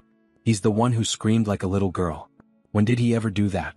Meanwhile, the warriors are checking who is injured. Some of them have broken arms. Quit whining. There's someone whose whole arm got blown off. Anyone got spare bandages? This guy's head keeps bleeding. What do we do? Maybe try applying this medicine on. Our protagonist has the first vision of what the battlefield is like. What a mess. He guess we're lucky there are no casualties. Yes, it was a surprise attack by a monster, but this was a fight where we could have avoided even serious injuries. The scene of the mages holding bodies to protect themselves still echoes in the protagonist's mind. Considering their bodies get stronger based on their mana, they should be several times tougher than the knights. And yet they didn't hesitate to use people weaker than them as shields. The older brother noticed the protagonist's gaze and asked if something was wrong. No, it was nothing. The sister draws the protagonist's attention. After all, the most important part of this whole battle is absorbing the monster's mana. The three gather close to the monster and raise their hands. Turan begins the process of absorbing the monster. Just like the book said, even if multiple people absorb it at once, the degree of enhancement doesn't seem to get reduced. During this process, something curious happens. The girl stopped because she reached the maximum she could absorb. This crappy growth limit of mine. The brother also reached his limit. Meanwhile, Turan continued the absorption process naturally. Now the girl understood why her father sent Turan with them. That level of spell proficiency and a mana capacity that rivals her. To think he's a noble who hasn't even reached his growth limit yet. By the end of the afternoon, everyone returns to the capital. Come to think of it, if it weren't for Turan, we would have never defeated it. From the tracking ability, to landing the hit that knocked the monster down. It was his attack that did it. Please, it wasn't anything spectacular. If anything, he regrets noticing it too late and letting it get the first strike. He didn't think it would have a search ability as well. Wow, it had a search ability? Yes. It seems like different abilities awaken depending on the monster's external traits. The monkey we killed had big hands and big eyes, but it looked nothing like its original form. It probably awakened an ability to throw things with great force, and the ability to see far away or to see through the forest. The brother is surprised by that explanation. He can't believe Turan figured out all that in such a short time. Actually, he looked through a monster encyclopedia at the library earlier. The library? That stuffy place. No one goes there. She went in once a long time ago because she was curious, but it was filled with difficult books, so she left without even reading half a volume. Next time you get the chance, ask the librarian if there are any easy books. The girl seems surprised by this information from the protagonist. The librarian? Yes. The person who manages the library. Was there even someone like that in the library? And with that information, the protagonist was also left confused. Welcome back, Turan. He was careless. No knight or commoner would ever call a noble by their name. In this city, the way you address a noble is only using esteemed one. And besides, the way that she looks doesn't exactly scream librarian. How do you know his name? The librarian noticed the intent behind the question. With a simple smile, she questioned it. Only now did he notice. As he thought. She learned it from his permit. As long as it's around this library, her gaze reaches anywhere. How should he address her, then? She doesn't have a name, so call me whatever he wants. How about something cute like my love? In that case, he will use librarian. Oh, he's so stiff. After using me for days, calling me to do this and that. She is talking as if the protagonist were a pervert, ha ha ha. He never did that. And don't come so close. It's a bit burdensome. Is she a wizard from the old empire? No. She wasn't a person to begin with. She's kind of a spirit. But it suits her, right? When a soul inhabits something living, it becomes a living spirit. When it inhabits something neither alive nor dead, it's a spirit. In other words, the library itself is her. This form is just for comfortable communication. Basically, it's the user's preference. Though your preferences are kind of, don't make stuff up. But it's true that she's like a reflection in water. Then, curious, the protagonist begins to look more carefully at the spirit. And indelicately, he places his hand on her chest. Ah, was there no better place to check? Where are you touching? Feels weird. He apologizes. You have no idea how annoying it is. That she can't directly exert power on an intruder. If she could, the librarian would have punished every last bastard who carelessly took books out of the library. It seems House Voltas doesn't know you exist. No, maybe it's everyone who's ever used this library. That's because until now, there was no one with the qualifications to perceive her. Her creator made it so only those whose type is complete beyond a certain level could see her. So only him can see me, she thinks. Pretty romantic, isn't it? What does she mean by type? It's what a wizards call bloodline. Could she tell him about his bloodline? He should ask his parents about that. Unfortunately, he is an orphan. Then she can check it for him. All she needs is your consent to examine your body. While saying this, she licks her lips as if she had just found meat and she were a carnivore. Examine his body? What do you mean? She makes an expression as if she were a ghost. Is this really how it's done? Suddenly, she puts her hand inside the protagonist's chest, leaving him startled. Wow, we're connected. Don't say weird things. It doesn't hurt though. There are a few small bits, but the big chunks are the pursuer and hunter bloodlines. Was that a trait of House Sahar? Yes. But something strange happens, she begins to feel more. It was mixed. What's mixed? It means he's the result of two people with different bloodlines. Then what's the other one? She doesn't know either. It's still locked. A locked bloodline isn't that rare in bloodline combinations. As he grows stronger, it will open naturally. He got it? But a concern comes to his mind after this revelation. Mother, she was far too polite and educated to be a commoner. Maybe she was a descendant of some noble. A bloodline so diluted it couldn't even hold knight-level mana. Alright. He understands more or less, thank you. If he's grateful, stay one more month. After learning the true identity of the library spirit, Turan didn't continue reading alone. He kept asking about the contents of the books and requesting explanations. So there are really that many invisible substances. The librarian even knew the knowledge contained in books that had been plundered from the library and vanished over the past thousands of years. That's right. If he makes water float in the air, shapes it like this, and then looks through it, he will be able to see it directly. Having the laws of nature taught to him in plain words was a treasure beyond measure. He learned that all kinds of diseases spread through such microorganisms, and that the decay of living things is caused by the feeding of such germs. Not only that, he also grasped basic principles, like the refraction of light, the generation of heat through friction, and the process of how living things get injured and how they heal. With this knowledge acquired, he decides to conduct an experiment with decay. As soon as he touched the apple that looked healthy, it quickly turned rotten, as if it had no life left. So how is it? It's incredible. It's not something that existing magic can't do, but just understanding the principle makes him consume far less mana. Simply changing the way he perceived the world raised his skill as a wizard. Maybe some powerful houses are monopolizing knowledge like this. If every wizard knew it, they'd lose their competitive edge. No wonder people's level of knowledge keeps dropping as time goes on. Now she kind of understands why. It's about time he should leave. Oh, he's leaving. Yes. The owner of this place has been openly giving me hints to go. Now take me with you. As she tries to hug him, she ends up passing right through and falling to the floor. Can you even leave this place? No. Can't you just stay here? She will take good care of him. Sorry, but he will pass. He's not ever going to say he will stay. This land has a lot of the gods' legacy, so go look around once in a while. Maybe among them there's a spirit who might know even more than she does.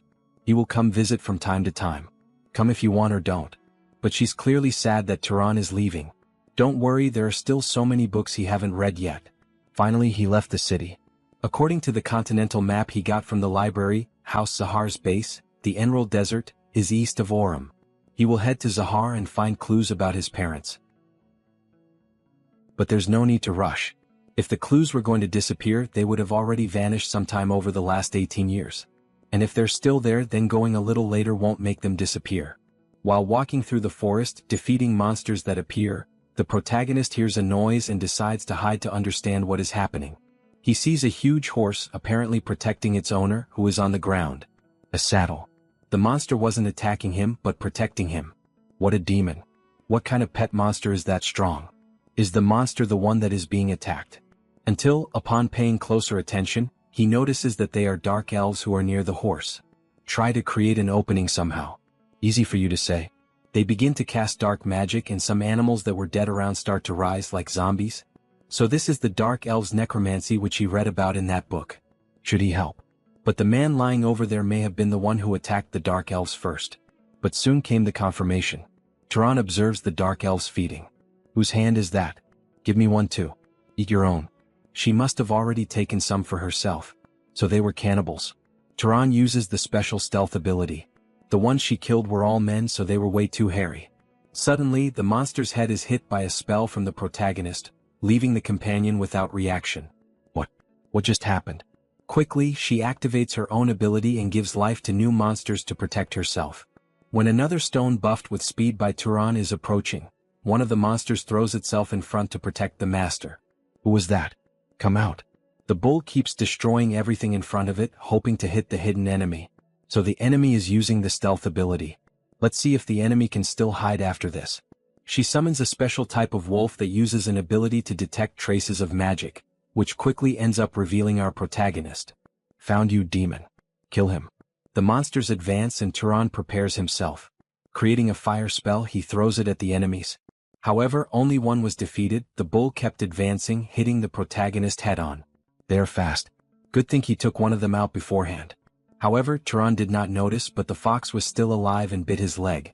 He kicks the monster to recover, but before he could react, the bull attacks again, causing him to be sent flying and crash into a tree, severely injuring him. The elf simply laughs at the whole situation. Serves you right. How dare you kill her, Kel? She will make you beg to die. But something unexpected happens. The horse delivers a kick to the elf and tramples him. Consequently, the elf calls for help from his servants to contain the horse's attack. The servants quickly go to save him, and the elf, faced with so much humiliation, swears that he will kill them all. But before that could become reality, Turan takes advantage of the opportunity given by the horse and quickly launches an attack that finishes the elf with a hit kill. The servants disappeared, leaving only the horse and Turan. Tired after this intense fight. That sure took a lot out of him. The horse approaches, sniffing the protagonist's hair, as if checking if everything was all right. Yeah. Thanks for your support. Finally, the unknown man opened his eyes. It was already night, with the moonlight shining brightly. Well, what happened? He sees our protagonist in front of a campfire.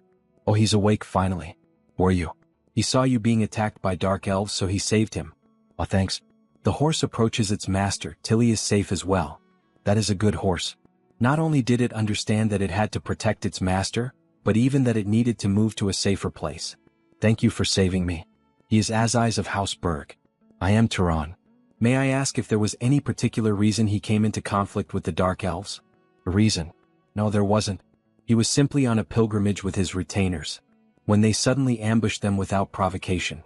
He had heard that these other races were savage, but he never imagined they would be this bad. He apologies.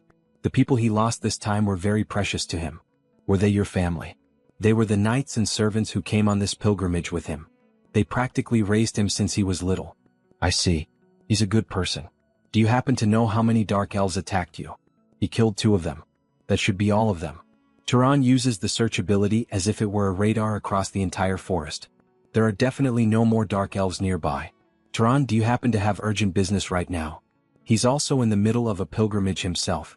To think he's on a pilgrimage despite having that much power, could he be the child of some great house? But then why is he alone? That's difficult for Turan to explain. And he is not that strong. He only managed to ambush one and take him down, then he barely fought off the other with the help of that red horse. Both begin to test each other, releasing sparks of mana, and apparently both are equivalent. Unexpectedly, his amount of mana is incredible. If Turan hadn't absorbed the Dark Elf's mana, he would have had even less than him. Honestly, his raw mana alone isn't at a level where he would be overwhelmed by 2 necromancers. Which means, conversely, that he must be noble born from a powerful bloodline. And if he's on a pilgrimage, then he probably hasn't even reached his growth limit yet. Why would someone like that be traveling alone? So many questions. If you do not have a fixed destination, would it be all right for him to invite you to House Berg? He will repay you for saving his life and escorting him safely back to his house. When you say repay, what do you mean? They of Berg are enchanters, vassals of Ereban, the great house to the north, and a bloodline that has crafted magic tools for generations. Turan, he will make the finest magic tool worthy of you. Sometime later, they went deeper into the forest and buried Aziz's subordinates, the ones who had been killed by the Dark Elves. Aziz let out a low breath and looked over the scene, feeling that everything was finally nearing its end. There was some relief in him, but that feeling did not last alone. A heavier thought followed right behind it. If it were possible, he would have sent every one of them back to their hometowns, yet he already knew that would not be easy. He then turned to Turan and thanked him. Turan looked at him with slight confusion, not understanding the reason. Aziz paused before revealing it. Turan had not laughed at him. He was a noble, yet he had cried over the deaths of the men who had followed him, and he had always been made to feel that such a thing was shameful. That led Turan to wonder why he would see it that way. Aziz quietly revealed that it was what his father had taught him. He had grown up hearing that those who died in a just battle would live in the heavenly palace among the gods. Because of that, he had been taught that grieving for them was weakness, and that a true noble was supposed to keep moving forward, standing on top of that sacrifice. Even so, he could not accept that idea completely. If refusing to grieve for the death of family was what strength meant, then he felt he would never be able to become truly strong. Turan listened without interrupting. Then a gentle smile appeared on his face, and he told Aziz in his own way that this was not weakness at all. It was kindness. Aziz was caught off guard by that answer, but soon tried to ease the atmosphere. Since they would be traveling together from now on, he suggested they speak more casually. Their age gap was not even that wide. Turan gave a small nod and accepted that easily. With a smile, Aziz lifted his hand and showed that he wanted to work with him as a friend. Turan stayed still for a brief moment, repeating that word in his mind. Friend. Then he reached out and took Aziz's hand, showing that he also looked forward to it. After a while, Aziz suggested they rest before moving again, so they stopped nearby. While there, Turan noticed a box on the ground and asked about it. Aziz opened it and revealed food and wine inside. It was a cold storage chest, something he had kept stocked from the last time they had been in the city. Turan became curious about whether the inside stayed cold all the time, and Aziz confirmed it. Thanks to that tool, most food could remain preserved for around a week without any real problem. He also explained that cold food could simply be heated again before he moved on to show other magic tools. One of them released water when a button was pressed. Another could create a shelter using gathered wood. A third was made to sound an alarm whenever someone came close. Then Aziz suddenly brightened and pointed at the clothes he was wearing, proudly explaining that even those were a magic tool, one with a self-cleaning function. Turan could not ignore how impressive that was. Magic tools were not common things, and he openly showed that he found them remarkable. In his eyes, even a single set of clothing like that would already be enough to count as a reward for saving a life. But Aziz only smiled at that thought and made it clear that Turan's life was worth far more.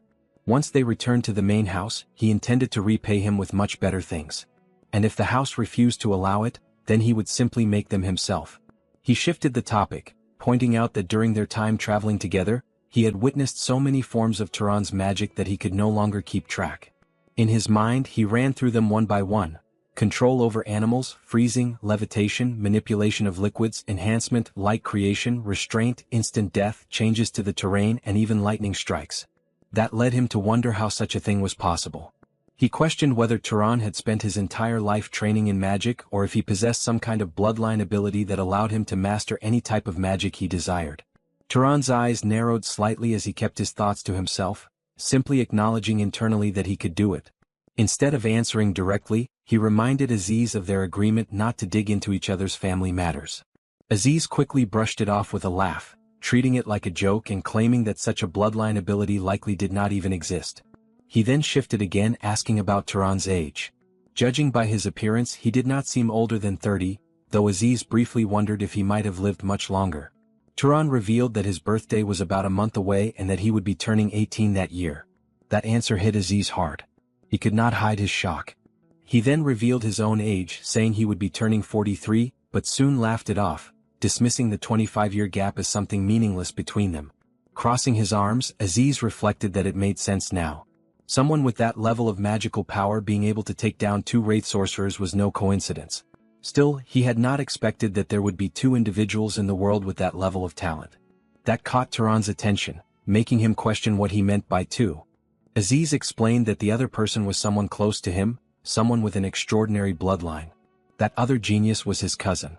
Turan immediately considered the possibility of having that person craft magic tools for him, but Aziz shut the idea down. She belonged to the main house.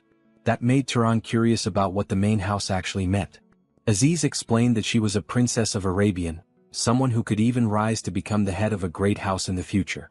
As they continued walking, Aziz went on to explain how things worked. Unlike ordinary wizard families, great houses did not simply pass leadership down to their direct children. Within a great house, there were dozens of relatives of the same generation, and it was common for someone among them to surpass the head's own offspring in strength. Even so, among the head's children, Mesa stood above the rest. From the moment her magic awakened, she had mastered a wide range of combat magic in just 10 years. That detail surprised Turan. Aziz added that because of this, she had gained the full backing of her house. At only 21 years old, she had already reached a level close to the core members. Turan considered that level of power at such a young age and then brought up the matter of a funeral. Aziz confirmed it. When their eldest granduncle passed away, his magic power had been absorbed by Mesa, though the rest of the family had received smaller portions as well. That made it clear to Turan why the great houses were able to maintain their dominance for so long. Aziz then pointed ahead, signaling that their destination was near. Turan lifted his gaze as Aziz explained that they had reached the Deccan Plains, the central region of Arabian. Not long after they arrived at Zavalin, the territory belonging to House Berg. As they stepped into the mansion grounds, a woman rushed out toward them, immediately demanding to know what had happened. Aziz rushed forward, calling out to his mother as he wrapped his arms around her and broke into tears.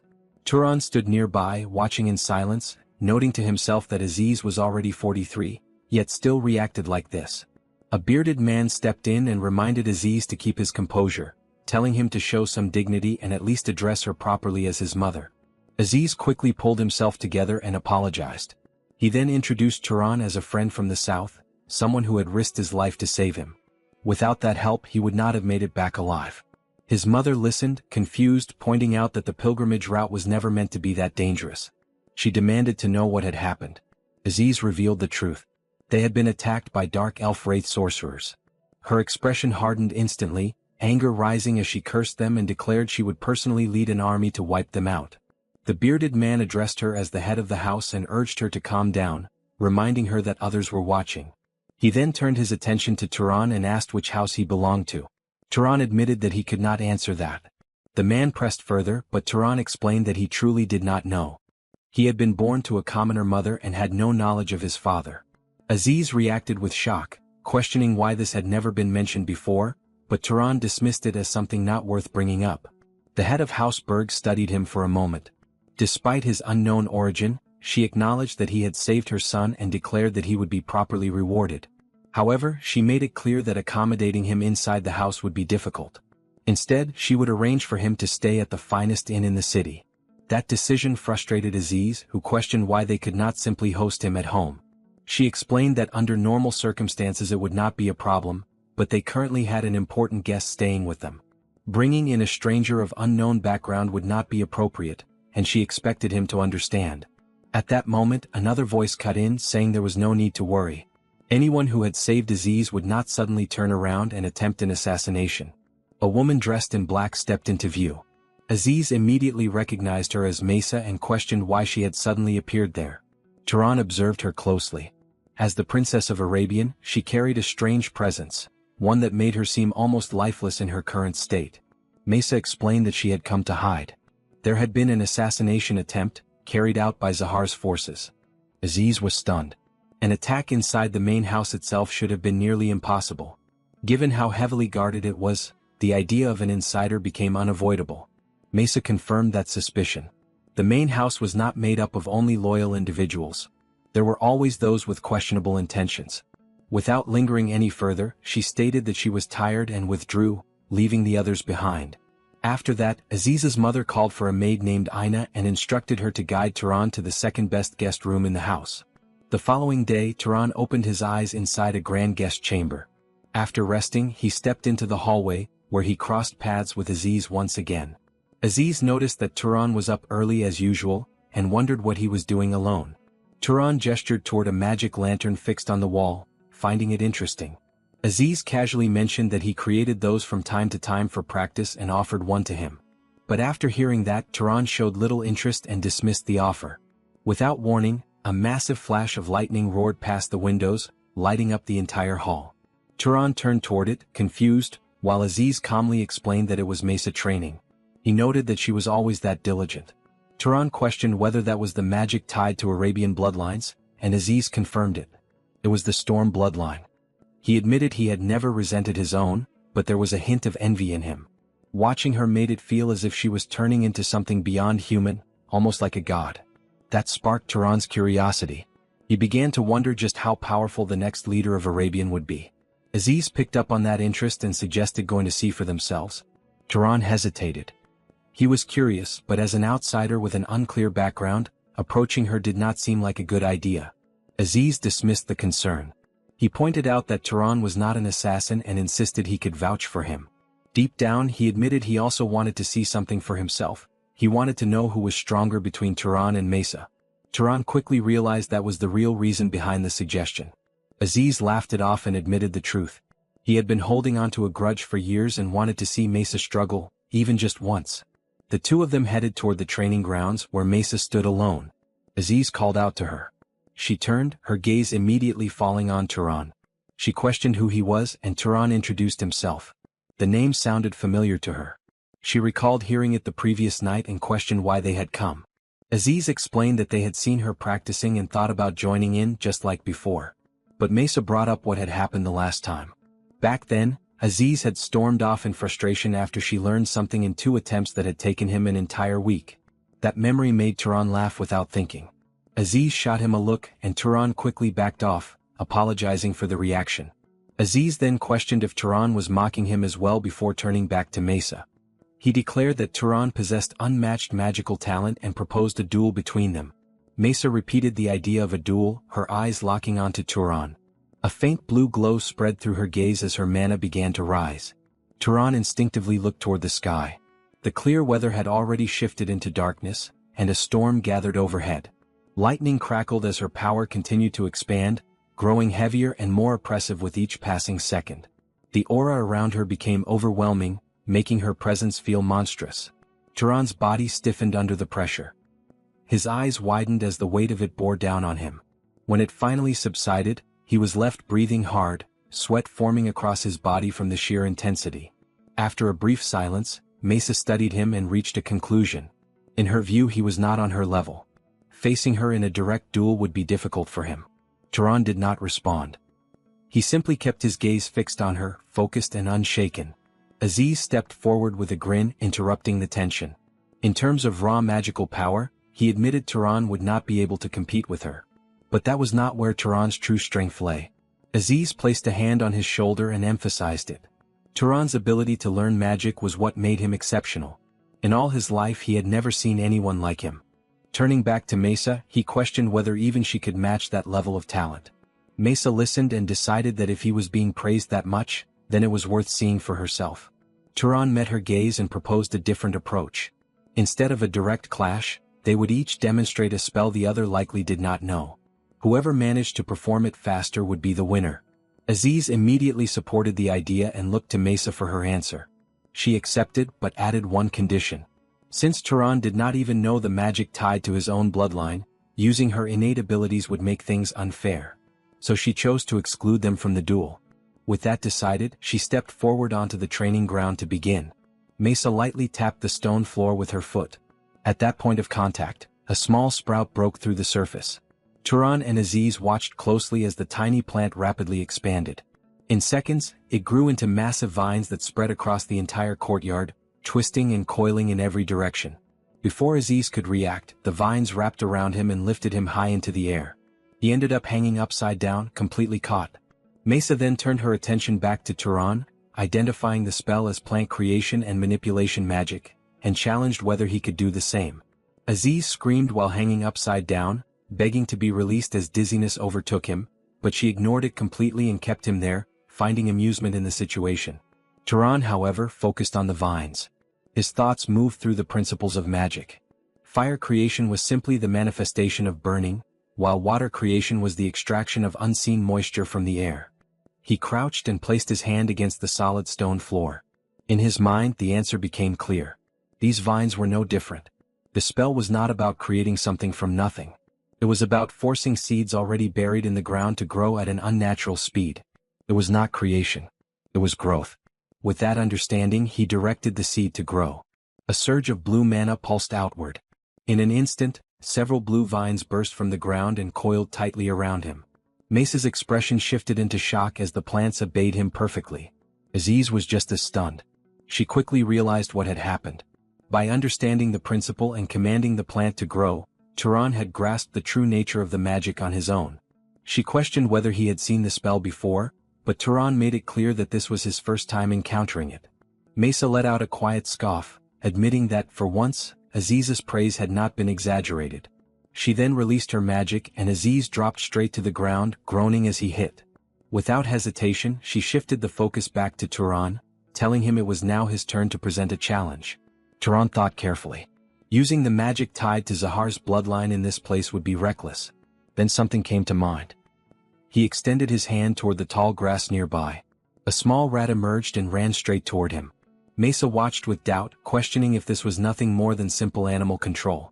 Turan caught the rat and held it firmly. In his view, this was only the starting point.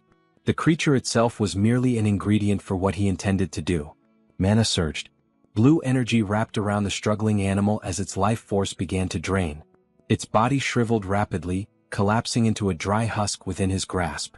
He then presented the result, making it clear that his demonstration was complete. Mesa observed the outcome with a serious expression before stepping forward to take her turn. With a simple motion, she summoned another rat. She grabbed it and attempted to replicate the same process, but nothing happened. She closed her eyes, focusing. This was not ordinary magic. The method behind it was unclear, and that gap in understanding slowed her down. Aziz watched and questioned why Turan had chosen such an unsettling spell.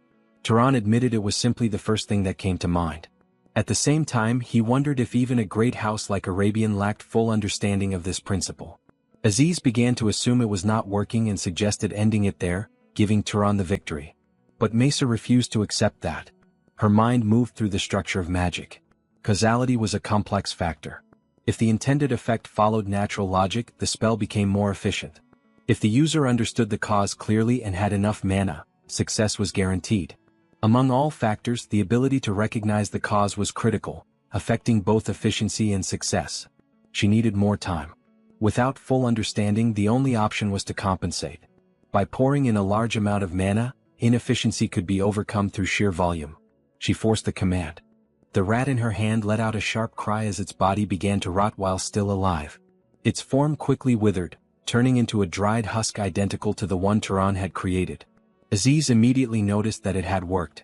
Mesa let out a breath, her voice tired, acknowledging that she had succeeded. But the moment after, her body faltered. A wave of exhaustion struck, her vision blurred, and she collapsed. Aziz panicked, shouting as he rushed toward her. Both of them knelt beside her unconscious body. Turan analyzed the situation. At first, he considered that she might have overused her mana, but that alone would not usually cause someone to faint. Normally, it would only lead to extreme fatigue. His attention shifted to her hand, and the real issue became clear. Her body lacked proper nutrients. Without hesitation, he lifted her into his arms and questioned whether there was anyone nearby with a healing-type bloodline. Aziz admitted there was no one like that around. Turan immediately gave instructions. Water and salt needed to be brought to her room along with the adults.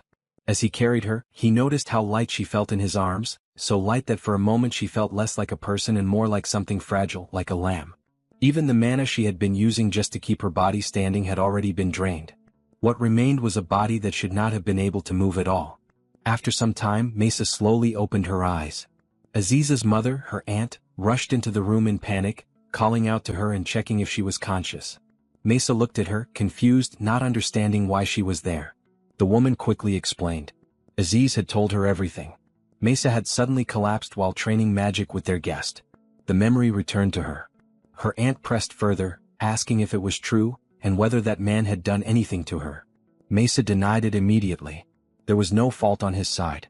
It had been nothing more than a mistake on her part, something small that had spiraled out of control. The pain in her head grew worse. She asked everyone to leave, unable to endure the throbbing any longer. Her aunt lingered for a moment. She mentioned that she had prepared some soup and placed the bowl beside the bed. She reminded Mesa that skipping meals for the sake of magic was not sustainable. Her health mattered too. Even if it was just a little, she needed to eat. Only after saying that did she finally leave the room. Mesa watched her go. A quiet sense of gratitude slipped through her, barely audible. Then her attention shifted to the bowl. She picked it up and took a spoonful of the warm soup. But the moment it touched her, a memory surged back. Her mother and her sister under attack. Their voices, filled with desperation, calling out to her. They believed she could save them. The weight of that memory crushed down on her. Pain twisted through her body. The bowl slipped from her hands and shattered against the floor. She struggled to steady herself, trying to regain control. At the same time, Turan had been sent below, confined within the Berg family's basement. There he found himself inside the temple of the limping goddess. A massive winged statue stood before him, illuminated by a dim golden glow that filled the underground space. A guard dressed in black stepped forward, drawing his sword. He made it clear that both the walls and the doors of this place were flawless, without even the smallest crack. They were built like muscle, hardened over hundreds of years. Breaking through was not an option. The man identified himself as Harem Berg. Turan showed no resistance. He understood and made it clear that he had no intention of trying anything. Harem stepped closer, emphasizing just how solid the structure was. Turan acknowledged it, but Harem pushed further, reinforcing that it was more than just solid. For a moment, it felt like the man was boasting. Then, without warning, Harem swung his long sword in a sharp, precise motion. Turan's eyes followed every detail. Curiosity rose, leading him to question what the man was doing. The answer was simple: training. Harem moved again, his body flowing through a sequence of strikes and steps with perfect rhythm. Turan watched carefully. There was no wasted movement. Every action served the next. Each motion was the minimum needed to generate force for the following strike. It was efficiency in its purest form. He wondered if this was what a truly trained body looked like. Harem eventually stopped and turned his gaze toward him. Turan quickly apologized, unsure if he had interrupted. Harem dismissed that and instead asked what Turan had seen in those movements. He stepped closer, closing the distance until their faces were nearly aligned, waiting for an answer. Turan gave it honestly. It had been impressive. Harem stepped back and explained his view. Most nobles dismissed martial skill because magic allowed them to attack from a distance. Their bodies were weak and their minds failed to command them properly. Instead, they relied on easy methods. Turan acknowledged the logic behind it. Unless someone possessed a bloodline built for physical combat, focusing on magic was the more efficient path. Still, he pointed out a flaw in that thinking. In real situations, there would always come a moment that could not be avoided, no matter how much one wanted to stay distant. After hearing that, Harem extended his sword toward him. He told Turan to take it. Turan hesitated, questioning whether it made sense to hand a weapon to someone who had been locked up as a suspicious outsider.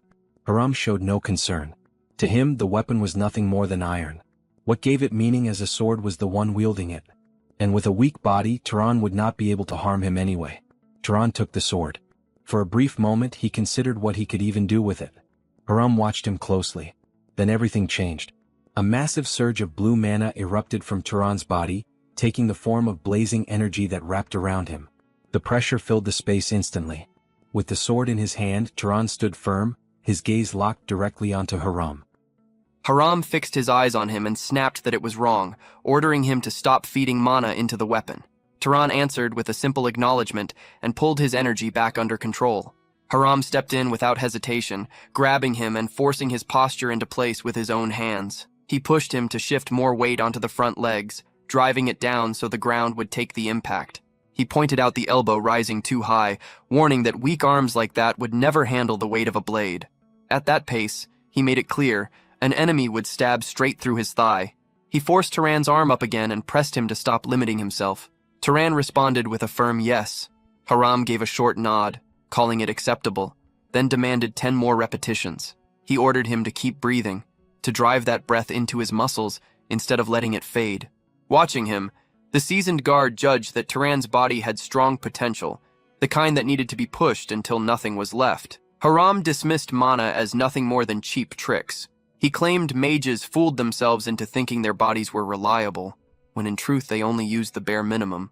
A body trained the right way, he insisted, could cut through a battlefield without relying on mana at all.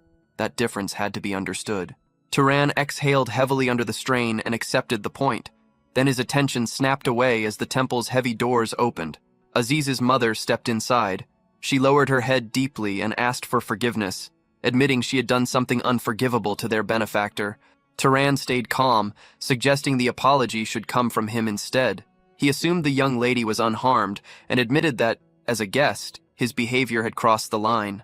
The head of House Berg explained that Mesa wished to apologize properly and asked if he had time to spare. Later, Turan stood alone with Mesa inside a large parlor. She remained by the wide window, looking out as she reflected on how troublesome the situation had become. She had heard he was trapped in the temple because of her, and admitted regret for causing such pointless chaos. He approached her and stated that it had been necessary, adding that her safety was what mattered. She turned to him and brought up the magic from the previous day, the one that caused animals to rot. She questioned if it was some hidden bloodline ability, pointing out how absurd the mana cost had been and wondering if he had deceived her. Turan denied it and explained that once the principle was understood, anyone could use it with ease. She let out a low hum, noting that he clearly had no intention of teaching it for free. Without revealing the method, there would be no proof it was not bloodline magic. He made it clear that winning or losing did not matter much to him. That answer threw her off. She questioned him, pointing out that ending things like this would damage her image as the Princess of Arabian. She proposed a trade. If he revealed the secret behind that magic, she would share one of Arabian's hidden techniques in return. Turan accepted without resistance. He began breaking it down, explaining that the base of it was bio-enhancement magic. He asked if she had used unseen microorganisms. She confirmed it, then froze as the realization hit. That explained the efficiency.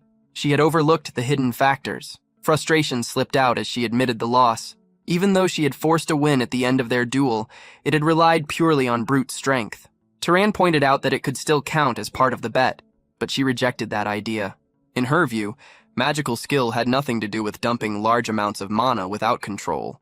Slightly embarrassed, she asked him to tell Aziz it had been a draw. She had no intention of letting him grow arrogant over a win. Turan agreed. She then moved to repay him and picked up a comb. Rubbing it against a surface, she showed how objects could attract after friction. She turned to explain the reason with confidence, but he cut in and identified it immediately as static electricity. Her face went blank in shock. She questioned whether he already knew. He confirmed it. Under her breath, she admitted that this alone had been considered one of their deeper secret techniques. Realizing she needed something he did not already understand, she decided she would have to think further about how to repay him. She proposed that until she figured out proper compensation, they should train together. She quickly tried to cover it up, claiming it was only to settle her debt, not because she actually wanted his company. Turan answered with a faint smile and agreed, suggesting they start the next day and meet in the garden by evening. The scene shifted to a vast dining hall, the table packed with rich, carefully prepared food. Aziz's mother downplayed it, saying it was nothing special and urging him to eat as much as he wanted. Aziz stared at the spread, confused, asking why it had been prepared so extravagantly. He pointed out that even on his birthday, he had never seen something like this, adding that anyone would think the Lord of Arabian himself had come to visit. His mother shut him down immediately. Turan studied the table and recognized there was nothing ordinary about it. The head of the house turned back to him and brought up their earlier discussion. She asked if it was true her son had promised a powerful magic tool in exchange for his life. Turan confirmed it. She then asked if he had something specific in mind. He explained he wanted something focused on defense. Hurting others with magic was easy, but protecting oneself was far harder. If possible, it needed to guard against sudden attacks. She replied that she had crafted similar items before, so it would not be difficult. However, nothing suitable was ready right away. Aziz stepped in, asking if he could make it himself, but his mother cut him off, warning him not to drag Hausberg's name through the dirt.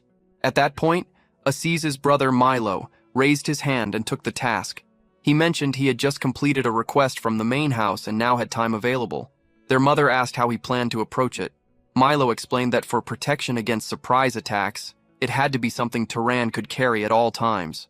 He planned to embed mana into jewelry, rings, earrings, or necklaces, creating an effect that could draw out the defensive traits of a guardian bloodline. She accepted the idea and asked how long it would take. Milo answered with 1 month. Their mother remarked that while it was improper for a parent to boast, Milo was already a skilled wizard, not far below her level. Hearing this, Turan understood the weight of what was being offered. A full month of work from the head wizard of an enchanter house was far beyond what he expected. He spoke up, thanking them but questioning if it was too much. She turned that back on him, asking if he truly believed her son's life was worth so little. From her view, it was not excessive at all. Then she ordered him to remain as a guest in their home for the entire month. He was told to settle in and live comfortably. The next morning, Turan walked through the busy streets of Zavilan with Aziz. Aziz noted that his mother seemed to have taken a strong liking to him. He admitted that before going to sleep, he had spoken to her about Turan, his talent and his discipline, how he never slacked in training. At first, she had intended to look down on him as nothing more than a wandering noble with no backing, but that opinion had clearly changed.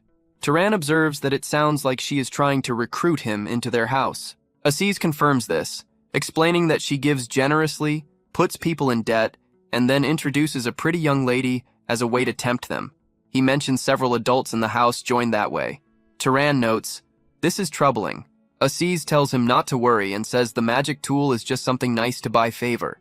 He assures Turan he will not be forced into marriage even if he wants the magic tool, claiming his mother is not so lacking in refinement. He then asks what Turan has for the rest of the day. Turan explains he promised to train with Lady Mesa in the evening and asks if there is anything the matter. Hearing evening, Aziz says there is still quite a bit of time until then. He pulls Turan toward a different area, telling him to patrol with him instead. He promises Zavalon may not be the capital, but there is plenty to enjoy. He jokes, asking if Turan was planning to hole up in a corner practicing magic on a day like this. Turan admits that he was. Aziz says life is too short not to enjoy it and drags him along. Aziz takes Turan to a casino with roulette tables and card games, but Turan refuses. Later, they visit a lively bar for drinks, and he still refuses. They wander through the market of the city. Suddenly, Turan stops and stares at the posters on a wall. His eyes widen in shock as he looks at the drawn face and thinks about corn. He asks himself if it could truly be that corn. After that, they go to see a drama where blades clash as they tell a story. It was the year 2195 when the warriors of Arabian ventured into that demon desert. There was a knight named Korn who defeated the enemy with God's help after a hard-fought battle. Turan and Aziz applaud at the end. Aziz asks Turan if it was worth watching, and he answers that it was very good. He remembers Korn saying he is merely an ordinary knight and thinks his humility is unmatched. He vows that someday when he meets Korn, he must ask if that story is really true. Early the next morning, Turan opens his eyes and sees Harem staring at him. Harem asks if his body rested well. Turan says yes, and asks what brings him there. Harem says he noticed yesterday that Turan's body is quite good. He declares it is time to toughen it, and commands Turan to follow him. Turan asks if they are going to train, and Harem says the body does not grow stronger by lying around, but only when it is being tempered. He asks if Turan does not want to do it. Turan agrees to go, thinking he will gain more that way than just playing. Aziz suddenly bursts into the room, shouting Turan's name and saying he heard there was a really fantastic performance today. He sees his uncle Harem Berg and is surprised. Harem looks at him and says they are heading to training. He tells Aziz that he must also temper that weak body of his and asks if he will come. Aziz backs away with a terrified expression and lies, saying he was just out and came back now, so he has not recovered yet. He runs away at full speed. Turan watches him go and wonders why he is acting like that. He soon finds out the reason as he is forced into a heavy weightlifting session. Harem looms over him as Turan struggles with massive plates. He tells him not to listen to his body's cries and demands one more. Turan groans in agony. Harem scolds him, saying that if he yields after barely this much pain, then his mind is being dominated by his body's weakness. He commands one last repetition as Turan's muscles tremble. Finally, Harem says that is enough and lets him stop. Turan collapses on the floor, gasping for air. Harem asks if it is tiring, and Turan gasps that it is. Harem says Turan is fortunate because, as a wizard, doing this once is enough. Turan wonders if it is different for someone who is not a wizard. Harem explains that an ordinary body weakens again over time, even after being tempered once, and needs constant trials to maintain it. However, wizards have mana maintaining their bodies in optimal condition, so once it is forged, it does not weaken. He smiles at Turan and declares he must be fully rested now. Turan looks at him in shock and tries to say he is still tired, but Harem's expression darkens as he says he knows Turan's body does not lie. He declares that Turan has rested enough, and now he will teach him weaponry and combat. Turan screams in exhaustion as the training intensifies. The following days at Hausberg are fulfilling. He wakes up early to train with Harem in a special space where the body becomes several times heavier than usual. One wrong step, and he would be pressed into the floor. In the evening, he returns to the mansion to continue magic training with Mesa. She shows him how to use finger friction to generate electricity as golden lightning crackles between her hands. Before he realizes it, 3 weeks pass. Turan attempts to fire a bolt of lightning at a target, but it misses. Mesa watches from behind and notes that he is struggling more than expected. Turan smiles and says it is because he is not from Arabian. She admits it is difficult for her to guide him as well, since she never trained lightning magic in that way. She wonders if it should not hit just by firing it, but Turan explains it is harder than it seems. Suddenly, someone calls out to Lady Mesa as a man approaches. The man looks at Turan and asks who he is. Mesa responds coldly, saying it is none of his concern, and asks why he is there. She reminds him that she told the main house not to approach her while she was recovering. He reports that the patriarch has summoned her. She asks the reason and tells him to answer quickly, warning him to be ready for punishment if it is trivial. The man delivers the news. Dark elves have been rampaging across the south. 3 cities have already fallen, and the main house is assembling an expedition force. Mesa orders him to inform them she will return soon. The messenger bows, accepts the order, and leaves. She turns to Turan and says she needs to go. After a brief pause, she reflects that before leaving, she should collect payment for his decomposition magic. An idea forms, and she claps her hands. She looks directly at him and asks if he knows that electricity flows through the human body. Turan is confused and questions if that is even possible. Mesa smirks and says he would not know, as it is a secret of House Arabian. She offers to consider his debt repaid if she teaches it to him properly, adding that it will be very useful. Turan agrees. Mesa begins explaining the basic principle. When a person sees or feels something, that part of the body sends a small electrical signal to the brain. If it comes from the eyes, it travels from the eyes to the brain. If it is a smell, it moves from the nose. Turan closes his eyes and focuses, tracing those paths in his mind. He realizes that tiny electrical signals do move throughout the entire body. If he can accelerate those signals along their paths, he could achieve something remarkable. He sharpens his focus on those signals. When he opens his eyes again, he can clearly perceive them. A butterfly passes between them, and its movement appears slowed, more detailed than before.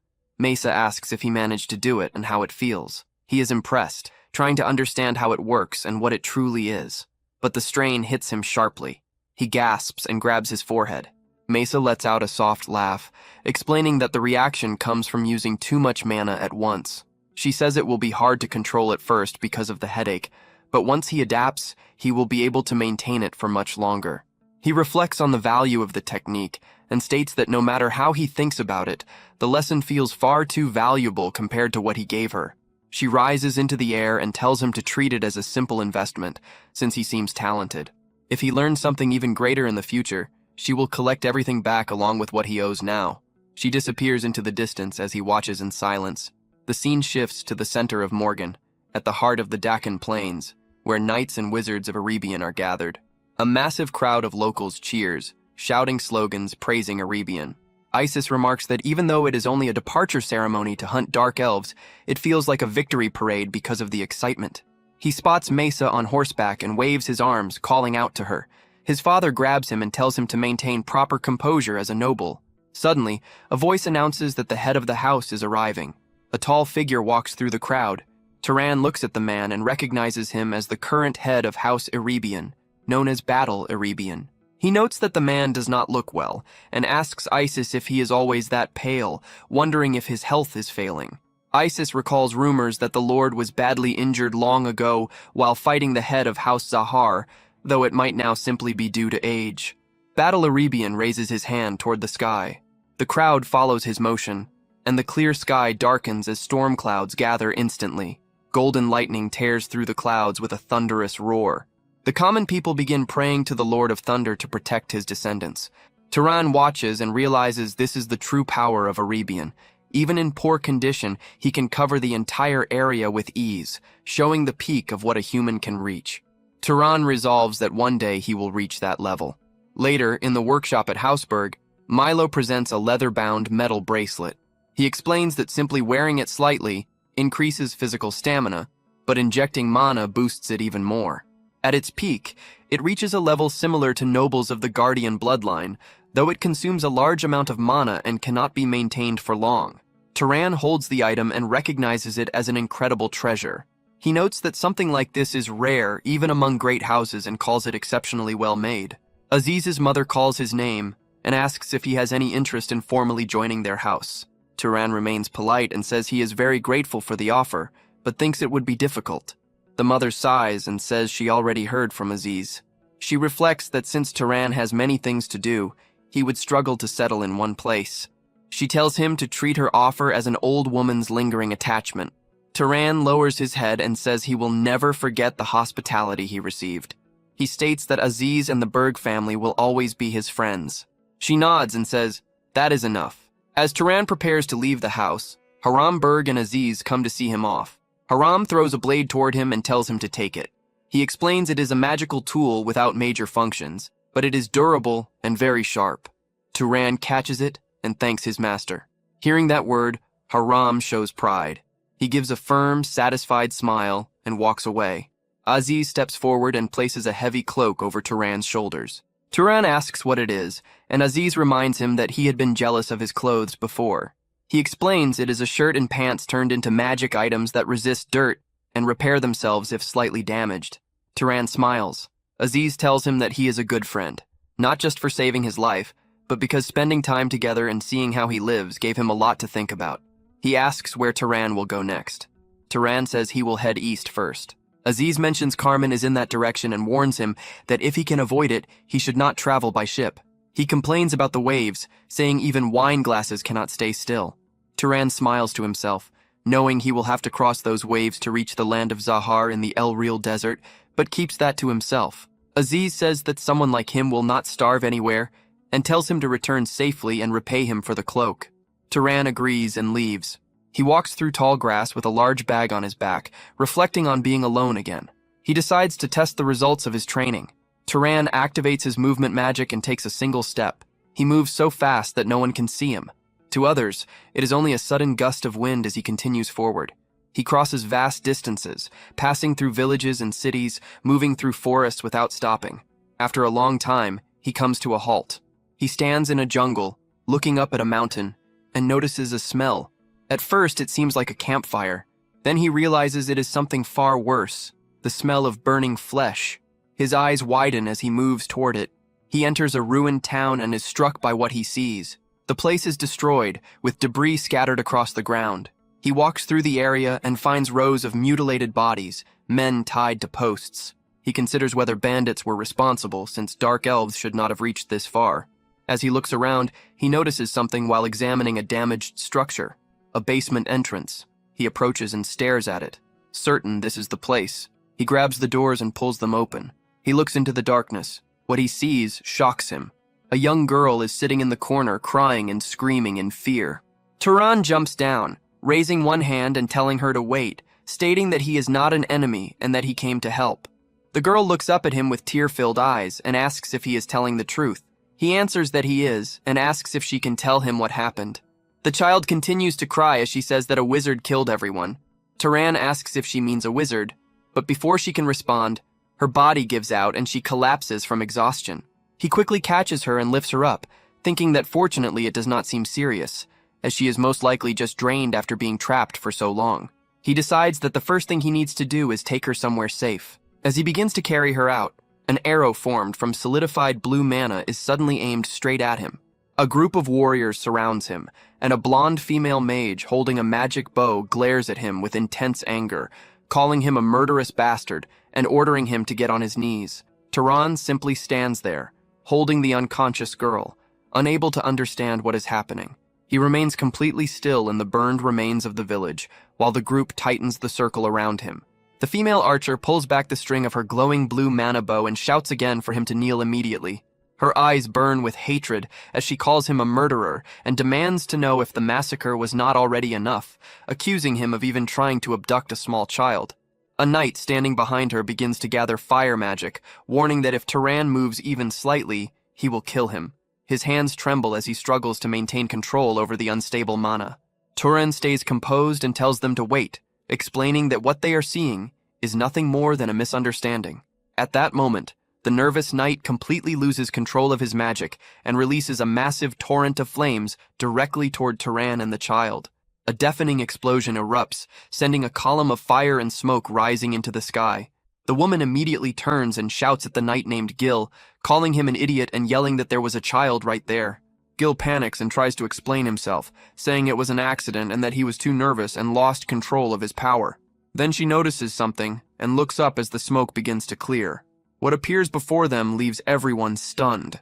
Turan is still standing in the same place, completely unharmed, without a single scratch on himself or the child, both protected by a glowing blue shield generated from his bracelet. He glances down at the magic tool and thinks to himself that he did not expect to have to use it this soon. The knights freeze in shock, questioning whether he actually blocked that magic with just his body and how he could possibly have no burn marks at all. The blonde woman narrows her eyes, wondering what kind of defensive magic he used or if it is some kind of bloodline ability. Turan speaks in a cold and firm tone, stating that he is not the one who attacked this village and repeating that this is all a misunderstanding. However, his patience reaches its limit, and he warns them that if they attack him again, he will not simply defend himself next time. Sensing the overwhelming density of his mana, the woman slowly lowers her bow and stops her hostility, thinking that his explanation does make sense, since it would be strange for someone to cause such destruction and then remain behind just to save a child. The archer introduces herself as Bison and asks for his name. He responds that his name is Turan. Bison says that even though the circumstances point against him, she still finds it difficult to fully trust him. Turan gestures toward the girl in his arms and suggests that they ask her for the details once she wakes up, noting that it seems she witnessed the real culprit. Bison shows surprise at his words and repeats them, asking if the girl truly saw the one responsible. Turan looks confused and asks what she means by the arsonist. Bison is taken aback by his reaction and asks if he really does not know who the arsonist is. Turan answers that he does not. She explains that the arsonist is the mad mage responsible for this atrocity. Over the past few months, this killer has been attacking isolated villages, tying up the residents and burning them alive. She adds that since there have never been any survivors, they do not even know the person's gender. The only thing known is that people call him the arsonist. After some time, the little girl regains consciousness and confirms Turan's innocence to the group. She tells them that the attacker wore a red cloak and had a messy beard. She describes him as having a frightening appearance, like a lumberjack. Hearing this, the group finally realizes their mistake. They are filled with shame for attacking someone innocent. Bison and the others lower their heads, apologizing and admitting they acted rashly out of impatience. She tells Turan it was clearly her fault for pointing a weapon at him, and Gil also apologizes. Turan watches them and reflects that even among nobles, some allow their sense of duty to override their judgment, recalling that Midden had been an honest and upright leader. He looks at them and says that since their priority was the child's safety, that is what matters most, and he forgives them. He then asks if they originally came to capture the arsonist. Bison answers that they did.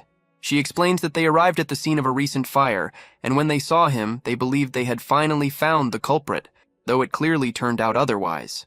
She states that now that they have a proper description, they will catch him soon, as they have a tracker with them. Turan becomes interested and asks for more details. Since they have a tracker, he asks if they are from the Zahar family and what they are doing in a place like this.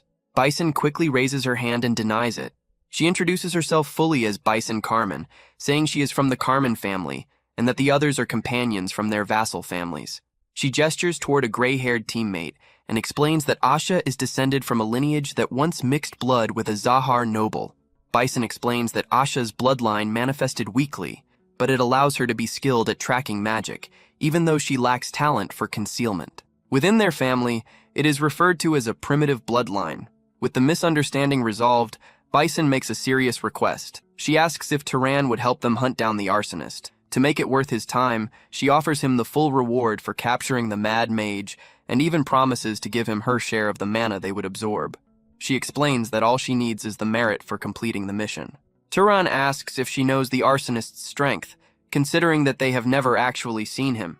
Bison warns him that the man is certainly at the level of a noble mage. She points out that some of the villages he attacked were protected by multiple knights, yet all of them were killed. Turan narrows his eyes. The fact that this person slaughtered not only civilians, but also several knights leaves no doubt that he is powerful, likely a noble-level mage as she claims. He reflects that the weak demonic beasts he encountered along the road no longer help him grow stronger. He considers that this arsonist might be exactly the kind of opponent he needs at this point. He agrees to help. Bison is clearly relieved to hear it. Turan then says that before starting the hunt, they should first ensure the child's safety. The group travels to a nearby safe location. There, Turan hands the village elder a pouch of money, enough to support the girl until she reaches adulthood.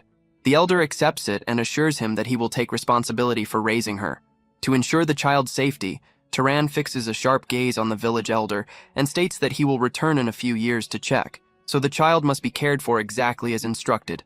The elder flinches under the pressure and quickly assures him that he will take proper care of the girl. With that settled, the expedition begins. Turan and the others return to the ruined village. Asha, whose lineage traces back to a Zahar noble, closes her eyes and pushes her ability further. After a moment, she suddenly opens them, sensing something. She starts moving into the jungle, taking the lead and saying they still need to search more carefully. Turan asks which direction they should go, and Asha tells them to follow her as she traces the path through dense forest and uneven rocky ground. Along the way, they notice many trees have been destroyed. Eventually, Asha stops and examines the surroundings, searching for more clues while Bison and the others stay close behind.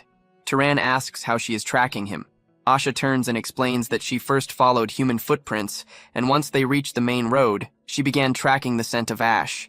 She reasons that if the killer has not changed clothes, he would still carry the residue from burning the village. Turan finds her method precise and understands why she failed to find him earlier, since she did not even know what she was looking for. Suddenly, Asha declares she found something and immediately runs ahead. Bison calls out to her, telling her to slow down, but Asha continues forward. After running for some time, they arrive near a small mountain. In front of them stands a large cave. Asha confirms that the arsonist is inside. Bison looks at Turan and addresses him respectfully, asking him to move to the front with her, while instructing the rest of the group to stay behind. She casts a blue light spell, and the two of them enter the cave as the glow illuminates the walls. Bison asks Asha if the target is still inside and whether he is alone. Asha focuses ahead with glowing eyes and confirms that there is only one person. They continue deeper until they reach a wide stone chamber. There they see a man standing near several torches. He has a rough appearance, wearing a dirty red cloak. He looks at them and asks why they have come to such an isolated place. Turan asks Asha if this is the arsonist, and she confirms it, saying she senses a strange smell from him. Bison steps forward and raises an ice arrow, asking if he is the one responsible for kidnapping and burning the villagers. The man grins and says he does not know what she is talking about. Suddenly his expression shifts. He raises his hand, and a massive burst of flames erupts, filling the entire chamber. Asha and the other knights are thrown back by the blast, crying out in pain. Turan reacts instantly, raising his hands and activating his magic tool. He shields both himself and Bison from the flames. The arsonist shows surprise at his resistance. Bison uses the opening and fires an arrow that strikes the arsonist in the leg, forcing him to drop to his knees. But the fight is not over yet. He drives his palm into the ground and triggers another spell. From the earth, two giant stone arms surge upward, rising fast and closing in around Turan and Bison. Turan watches them and realizes something is off. He had assumed the attacker carried a flame bloodline, yet the man controls earth as well. The massive arms swing down to crush them. Turan slips past the strike in time, but Bison reacts too late and takes the hit. Turan steadies himself and sets his stance, spinning his sling with a rock loaded inside. The attacker notices and lifts his hand, preparing another spell. He does not get the chance to release it. Turan fires first. The stone flies with brutal speed and force, smashing into the man's hand and tearing it apart before he can react. The attacker howls as blood bursts from the wound. His body loses balance and starts to collapse. Turan closes the distance without hesitation. While moving, he rubs his fingers together, building a faint spark of lightning. The moment it forms, he unleashes the newly learned magic straight into the target. The strike lands clean. The man screams once and drops unconscious. With his focus gone, the towering stone arms lose shape and crumble into harmless debris. Turan stands over the fallen enemy, still channeling lightning, ready to strike again if needed. Bison approaches through the settling dust and questions if the threat is over. Turan breathes heavier from the effort, but judges that it is most likely finished. He tells her to leave this one to him and check on the others. He pulls out a handful of seeds and scatters them across the ground. With a surge of magic, vines burst out and coil tightly around the unconscious man, locking his body in place. Turan concludes that with his sight blocked and movement sealed, escape is no longer possible. He taps the prisoner with his dagger, forcing him awake. The man stirs and tries to gather mana, but Turan steps in close and presses the blade against his throat, stopping him instantly. He makes it clear through action that any movement or mana use will end his life. The blindfolded man demands to know who they are and how they found the hidden location. Turan gives nothing away and instead pushes for confirmation, pressing him to admit responsibility for the village massacres. The man stays silent, clinging to defiance. Turan responds without hesitation, driving the dagger into the man's leg. A sharp cry breaks out. Turan demands an answer, questioning why a rogue noble would burn innocent villagers alive. In his mind, he settles it clearly. Someone who kills like this deserves no mercy. The resistance cracks. The man breaks down and claims that everything was ordered by God. He insists that burning the bodies and souls of sinners will lead him to God. Bison and the others react with confusion and disgust, unable to make sense of it. The man continues, lost in madness.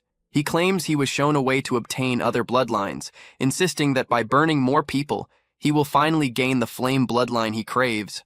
Bison rejects it outright, seeing nothing but insanity, questioning how anyone could believe such a thing or slaughter so many for it.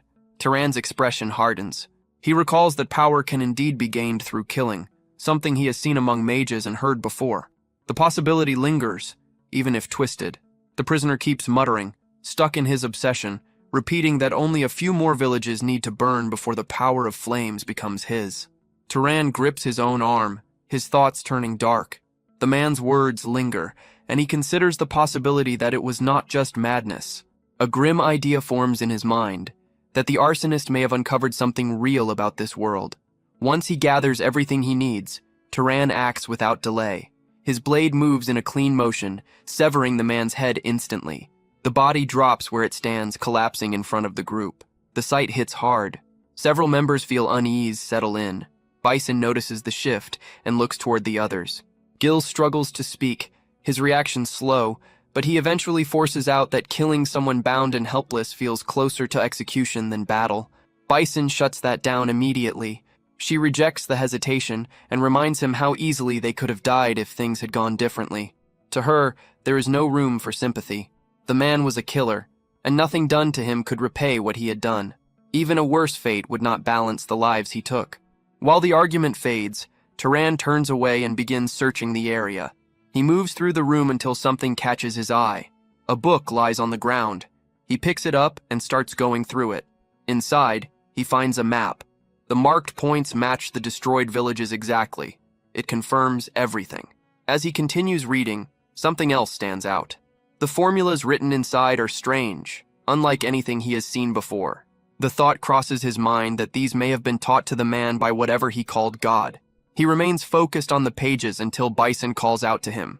She pushes the group to begin absorbing mana and suggests they report the outcome once they are done. Soon, everyone starts using their own methods to draw in mana.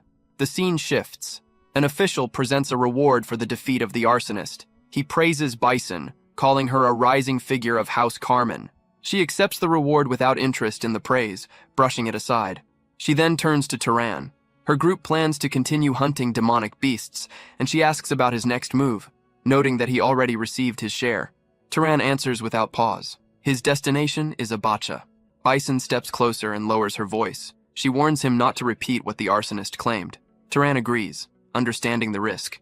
Knowledge like that could throw everything into chaos. With that settled, Bison nods and leads her group away. They part ways without looking back.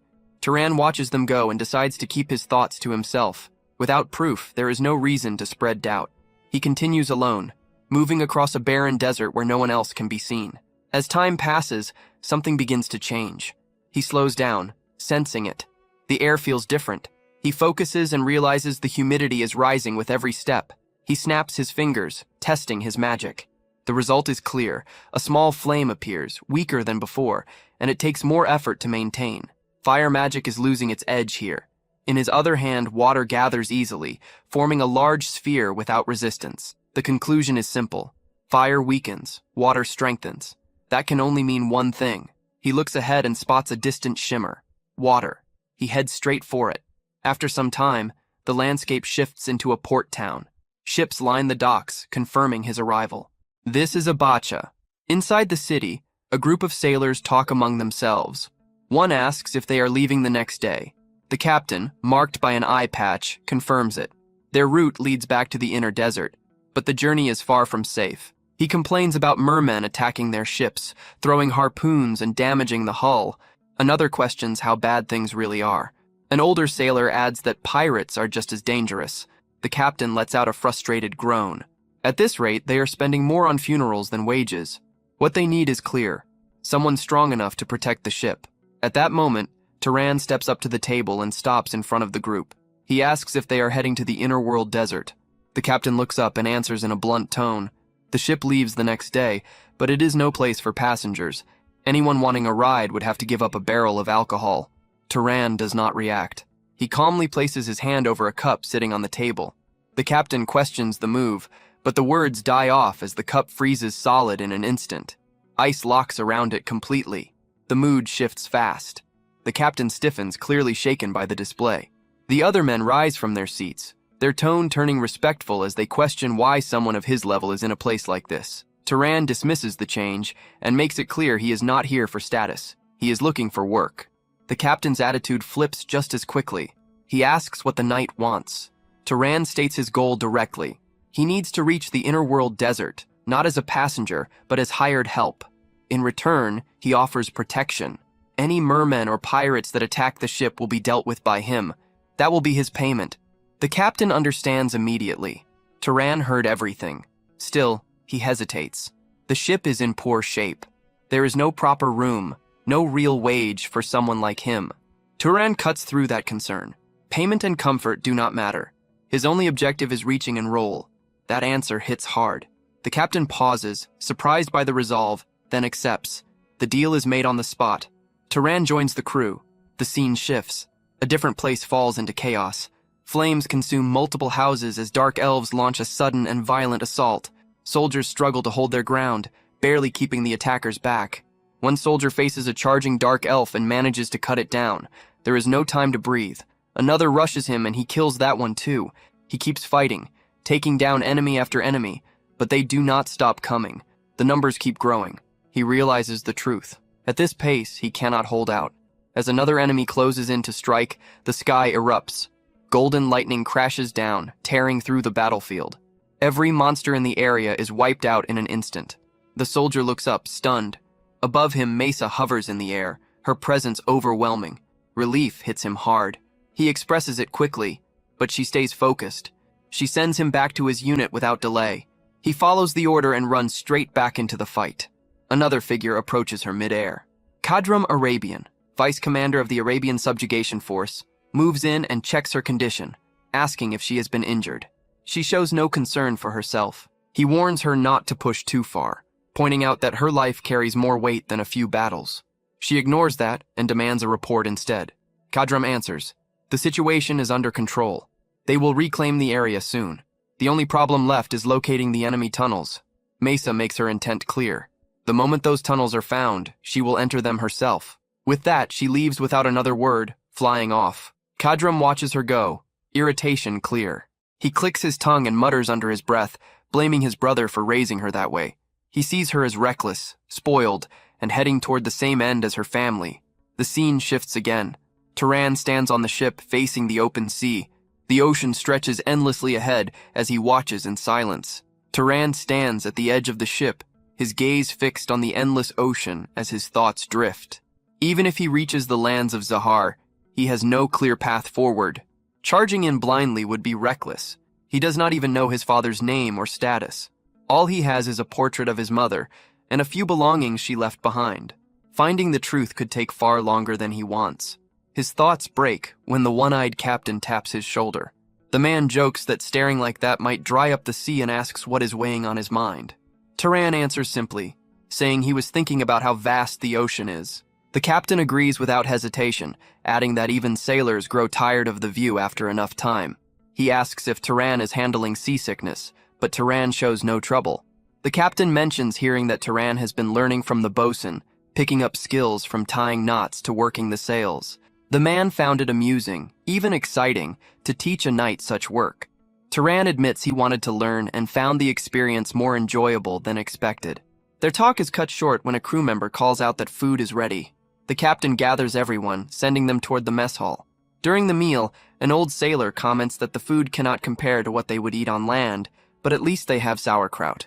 He explains its importance, saying that without it, they would suffer from a deadly gum disease. He describes how gums begin to bleed until death follows, but sour foods can prevent it. Sauerkraut works best since fruit spoils too quickly at sea. Turan listens with interest and asks how such knowledge was discovered. The old man shrugs it off, saying the information spread over time. Before that, sailors tried anything, even eating raw mermaids in desperation. That detail catches Turan off guard. The moment settles until a lookout shouts from above.